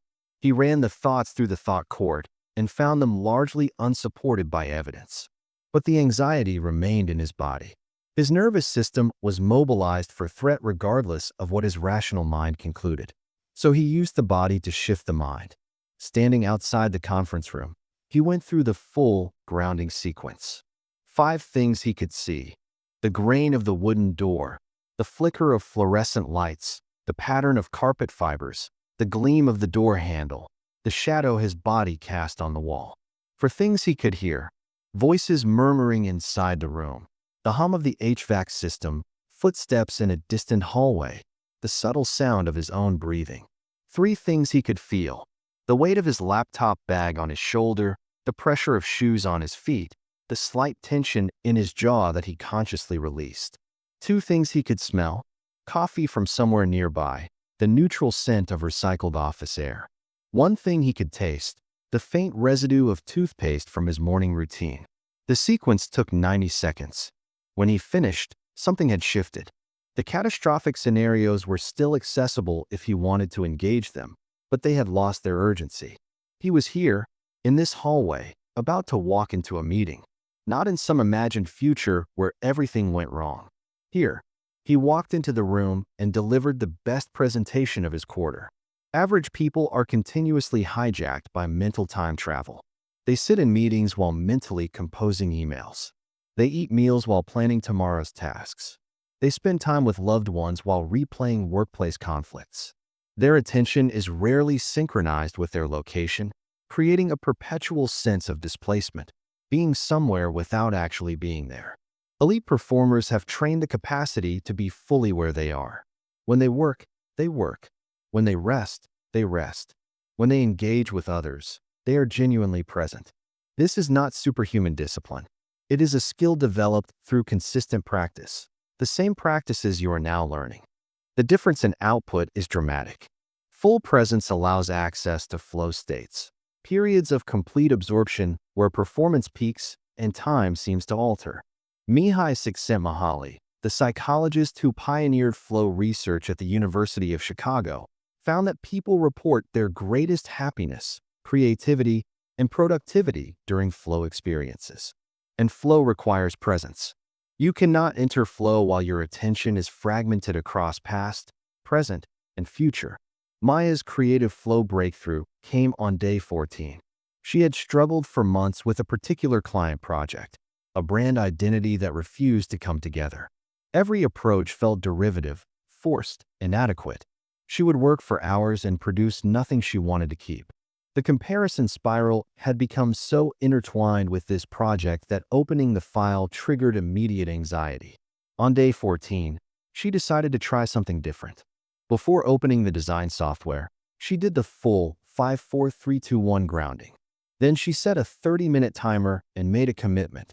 For those 30 minutes, she would keep attention on exactly what she was doing, not evaluating the work against other designers, not planning how the client might react, not rehearsing explanations for her choices, just the immediate act of moving shapes and colors on a screen. When her attention wandered, and it wandered often at first, she simply noticed and returned to the direct sensory experience of the work. The movement of her hand on the mouse, the changing pixels on the screen, the visual relationships forming and reforming as she experimented. Something shifted around the 15-minute mark. The mental commentary began to quiet. The usual self-judgment failed to arrive. Maya found herself simply making decisions, intuitive, rapid decisions that flowed from somewhere beneath conscious analysis. She was not thinking about design. She was designing. When the timer ended, she looked at her screen and saw something she had not expected. The work was good. Not perfect, but genuinely good. Original in ways she could not have planned. Coherent in ways that emerged rather than being forced. She had produced more usable material in 30 minutes of presence than in hours of fragmented, anxious effort. It was like my creativity had been trapped behind my overthinking, Maya said later. The moment I stopped evaluating and just made things, everything I needed was already there. There is a practice called stillness that deepens presence beyond sensory anchoring. Find a quiet place and sit comfortably. Set a timer for 5 minutes, or longer if you wish, but 5 minutes is sufficient to begin. Close your eyes and let attention rest in the body. Not analyzing the body, not trying to relax the body, simply resting attention in the felt sense of being embodied. Notice the totality of physical sensation without focusing on any particular region. Now do nothing. Do not focus on breath. Do not repeat mantras. Do not visualize anything.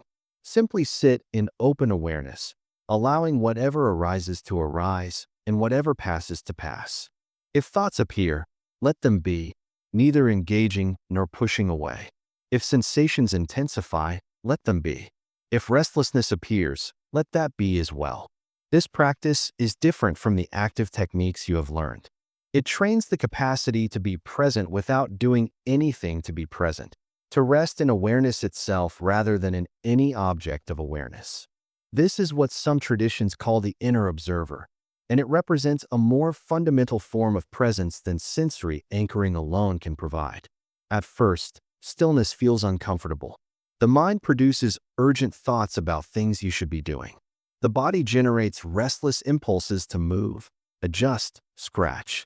This discomfort is not a sign that the practice is failing. It is the practice revealing how addicted to stimulation and mental activity you have become. Stay with the discomfort without acting on it. Let it be present without it controlling your behavior. This single capacity, to experience discomfort without immediate reaction, transforms your relationship with anxiety, craving, and all the internal pressures that typically dictate your choices.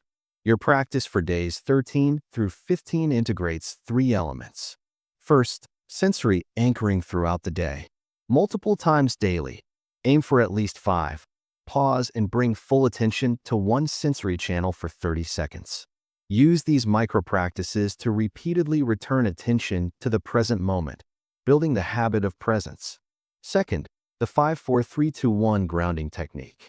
Use this before any situation that typically triggers overthinking or anxiety. Meetings, difficult conversations, creative work, social events. The full sequence takes 2 minutes and creates a foundation of presence from which to engage. Third, a daily stillness practice. Start with 5 minutes. Sit in open awareness, doing nothing, allowing everything to be as it is. This trains the deeper capacity to rest in presence without needing to do anything to maintain it. By day 15, you will have developed genuine facility with present moment awareness. Not perfection. The mind will still wander, and you will still sometimes get lost in thought. But you will have reliable methods for returning, and you will spend measurably more of your life actually present for it. There is one more territory to explore before your 21 days complete. You can now observe thoughts without being controlled by them. You can regulate your nervous system. You can challenge cognitive distortions. You can maintain consistent practice through intelligent habit design. You can anchor yourself in present moment awareness. But what happens when life delivers genuine difficulty?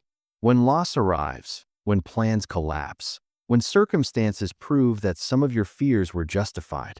The final phase of your transformation addresses emotional resilience, the capacity to meet whatever arises with strength, flexibility, and grace.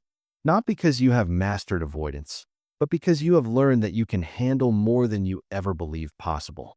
The present moment is not always pleasant. Being fully here means being fully here for difficulty as well as ease. And that requires a form of courage you are now ready to develop. Chapter 7. Emotional Resilience. Resilient people do not avoid hard emotions. They do something completely different, something that looks like weakness but produces extraordinary strength. This is day 16, and today, you will learn the counterintuitive truth about emotional pain that transforms how you move through difficulty for the rest of your life. Everything you have built over the past 15 days, awareness, regulation, reframing, habits, presence, all of it has prepared you for this moment. Because there is a question we have not yet addressed directly. What happens when life delivers genuine hardship? When the loss is real, The failure is actual. The pain is not a cognitive distortion, but an appropriate response to difficult circumstances. You cannot reframe your way out of grief. You cannot positive think your way through betrayal.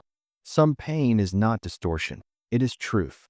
And how you meet that truth determines whether difficulty breaks you or builds you. The answer is not what you expect. It is not toughness. It is not suppression.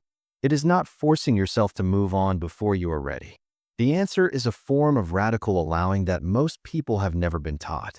Dr. Daniel Reyes had never told this story to a patient before. He sat across from Alex and Maya on day 16, and something in the quality of the conversation shifted. They had been working together for over 2 weeks. Trust had been established, and Daniel recognized that the next phase of their learning required something he had been protecting, his own vulnerability. "I need to tell you something," he began, "that I have not shared professionally, because I think you are ready to hear it, and because what comes next will make more sense if you understand where it comes from." He paused, gathering himself.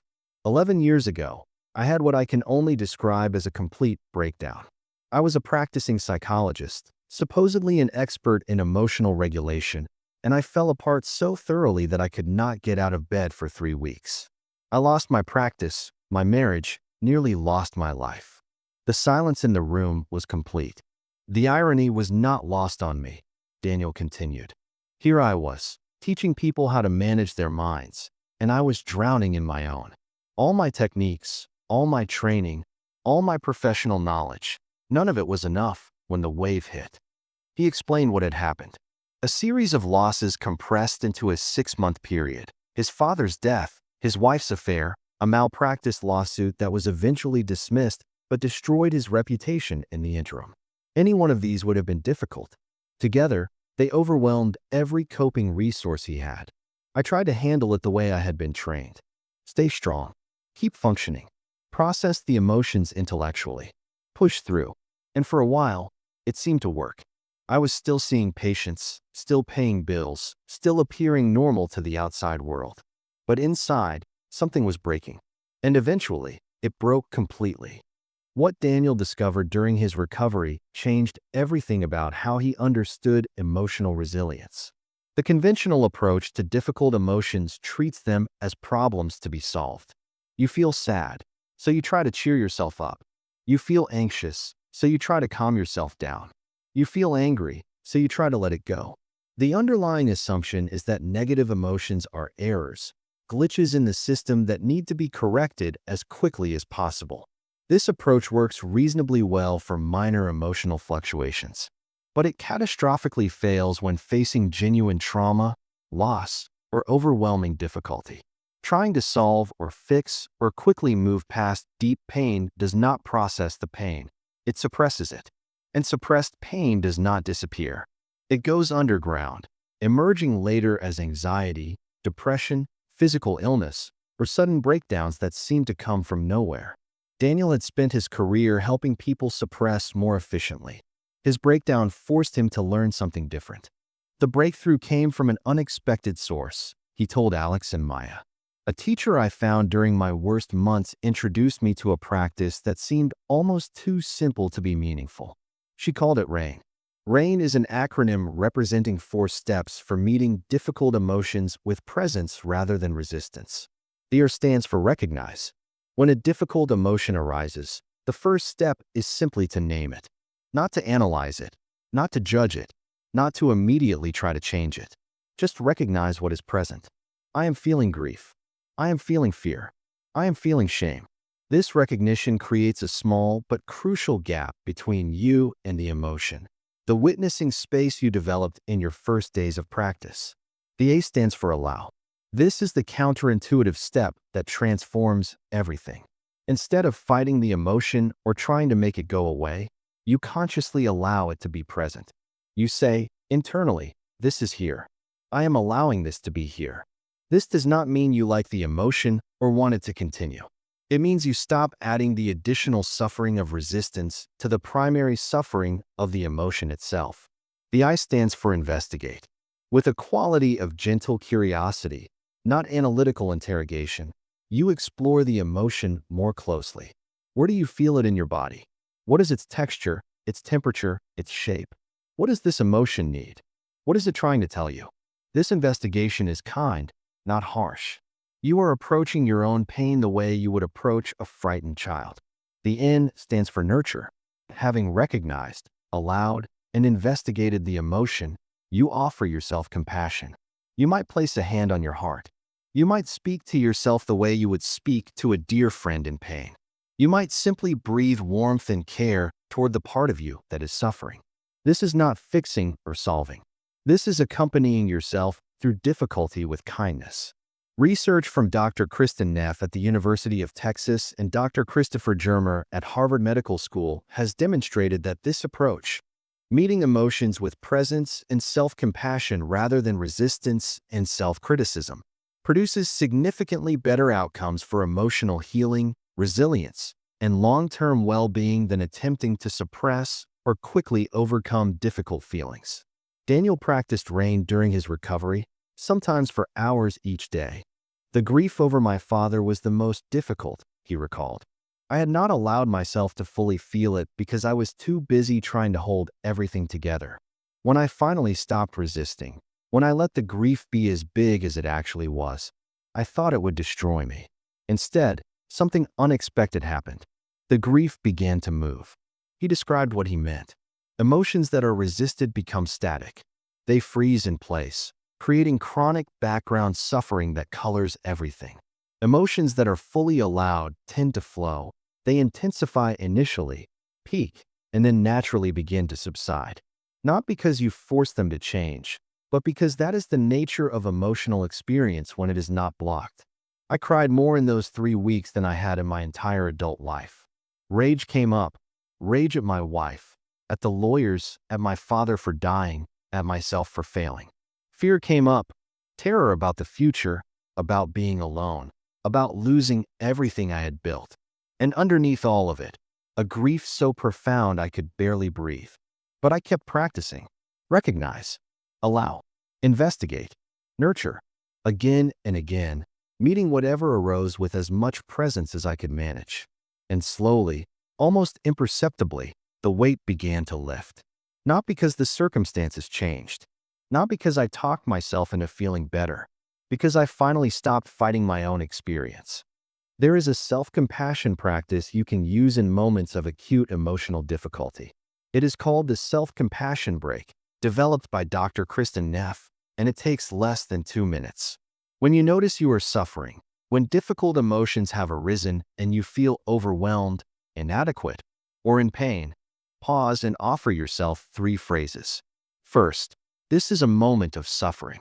This is the recognition step. You acknowledge what is happening without dramatizing or minimizing. You name the truth of your experience. Second, suffering is a part of life. This is the common humanity step. You remind yourself that difficulty is not a personal failing or unique punishment. All humans suffer. Your pain connects you to everyone who has ever lived rather than isolating you as uniquely broken. Third, may I be kind to myself. This is the self-compassion step. You actively offer yourself the same kindness you would offer a good friend in similar circumstances. You might add specifics. May I give myself the compassion I need? May I accept myself as I am? May I be patient with myself? These phrases can be modified to fit your natural language. The structure matters more than the exact words. Recognition, common humanity, kindness. These 3 elements together interrupt the spiral of self-criticism that typically accompanies difficult emotions and replace it with a holding environment where healing can occur. Maya used the self-compassion break on day 17 after receiving the most devastating professional feedback of her career. A client she had worked with for months, pouring in extra hours, going beyond the contracted scope, genuinely caring about the outcome, sent a single paragraph explaining they were going with another designer. No detailed feedback, no opportunity to revise, just a curt dismissal that invalidated weeks of effort. Her first response was familiar. The shame spiral began immediately. You are not good enough. You never were. Everyone can see it now. You should find another career. Her chest tightened. Her breathing shortened. The old patterns mobilized with terrifying speed. But this time, something different was available. Maya recognized the shame. She named it silently. Shame is here. This is shame. She allowed it. This is here right now. I am allowing this to be present without fighting it. She investigated, bringing gentle curiosity to the physical experience. The shame lived in her chest and throat, a hot, constricted sensation that made her want to disappear. She breathed toward it instead of away from it. Then she placed her hand on her heart and offered the self-compassion break. This is a moment of suffering. Suffering is part of life. Every creative person has faced rejection. May I be kind to myself right now.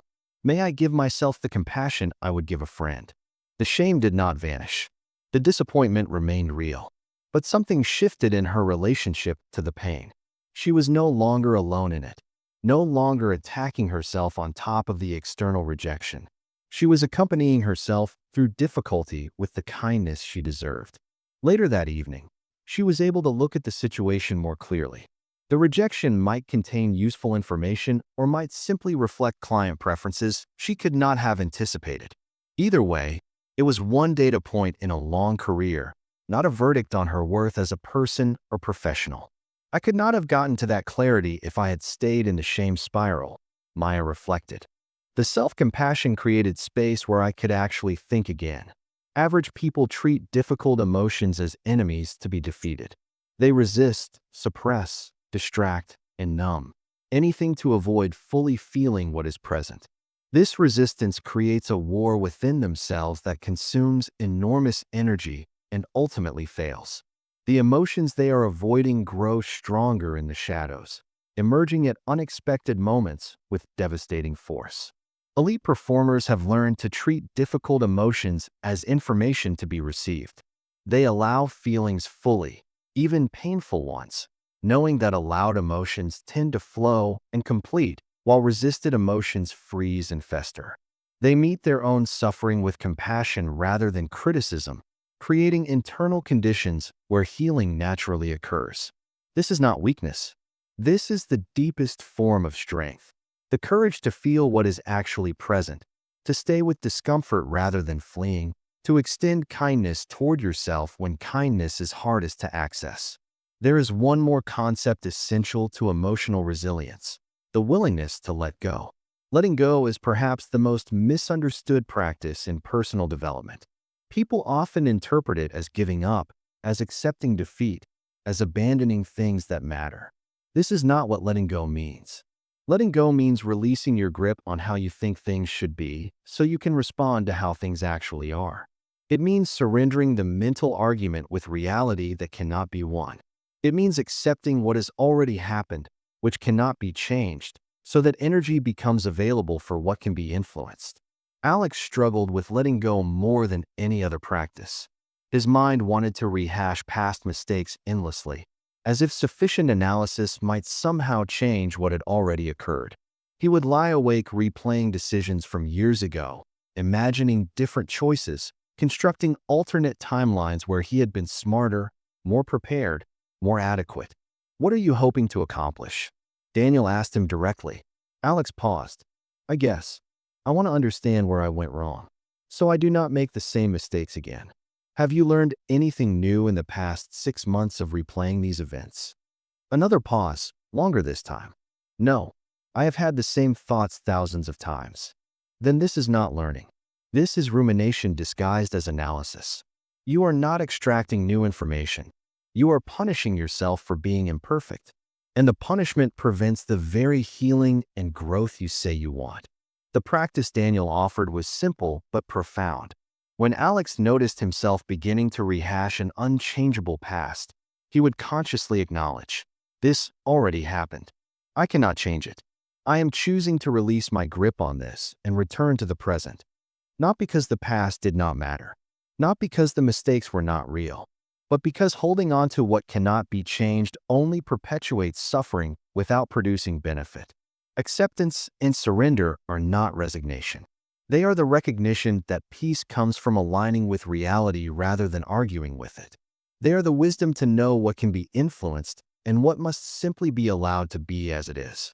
Your practice for days 16 through 18 integrates emotional resilience into your growing skill set. First, Practice rain at least once daily. When any difficult emotion arises, even mild irritation or disappointment, move through the 4 steps. Recognize, allow, investigate, nurture. This builds familiarity with the practice so it becomes available during more intense emotional experiences. Second, use the self-compassion break whenever you notice self-criticism arising. The 3 phrases, "This is suffering. Suffering is part of life. May I be kind to myself," interrupt the shame spiral and create conditions for genuine healing. Third, practice letting go. When you notice yourself ruminating about unchangeable past events, consciously choose to release. Acknowledge what happened, extract any genuine learning if present, and return attention to the present moment where influence is possible. By day 18, you will have expanded your window of tolerance significantly. Emotions that once overwhelmed you will become workable. Difficulties that once triggered weeks of rumination will be processed in hours or days. You will not become immune to pain. That is neither possible nor desirable. But you will develop the capacity to meet pain with presence, to accompany yourself through difficulty with kindness, and to let go of what cannot be changed so that energy becomes available for what can. You have traveled far in these 18 days. From the prison of automatic overthinking to the freedom of conscious awareness. From nervous system dysregulation to reliable pathways back to safety. From believing every distorted thought to examining and challenging the mind's unreliable narration. From inconsistent good intentions to automatic habits that require no willpower. From constant mental time travel to genuine presence in the here and now. From fighting difficult emotions to meeting them with compassion and allowing them to move. This is not minor adjustment. This is fundamental transformation in how you relate to your own mind, your own body, your own experience of being alive. 3 days remain, and in those 3 days, you will integrate everything you have learned into a complete system for living, a way of being that does not depend on perfect circumstances or constant effort, but arises naturally from the foundation you have built. You will also look in the mirror and meet someone you may not fully recognize. Someone calmer, someone clearer, someone more present, more resilient, more capable of joy. The journey is almost complete. The transformation is already underway. Chapter 8. The Integration and Forever Forward. This is the moment Alex looked in the mirror and did not recognize himself in the best way possible. Day 19. 21 days ago, you pressed play on a journey you hoped might help, but could not be certain would work. You had tried things before. You had been disappointed before. Some part of you was already preparing for this to become another abandoned attempt gathering dust on the shelf of good intentions. That part of you was wrong. Look at what you have built. Awareness that can observe thoughts without being captured by them. A nervous system that knows pathways back to safety. The skill to challenge cognitive distortions rather than believing them automatically. Habits so embedded in your daily rhythm that practice happens without effort. The capacity to anchor in the present moment when your mind tries to escape. Emotional resilience that meets difficulty with compassion instead of collapse. This is not minor improvement. This is architectural change in how you experience being alive. And in these final 3 days, you will integrate everything into a unified system that serves you for the rest of your life. Alex stood in his bathroom on the morning of day 19, brushing his teeth, when it happened. He caught his reflection and paused. Same face, same eyes, same bathroom he had used for years. But something fundamental had shifted, and he could see it looking back at him. The tension was gone. Not temporarily relaxed, structurally absent. The chronic tightness around his jaw, the furrow between his eyebrows, the guarded quality in his gaze that had become so familiar he no longer noticed it. All of it had softened. He looked like someone who was not bracing for the next catastrophe. He looked like someone who trusted himself to handle whatever arrived. He thought about who he had been 21 days ago.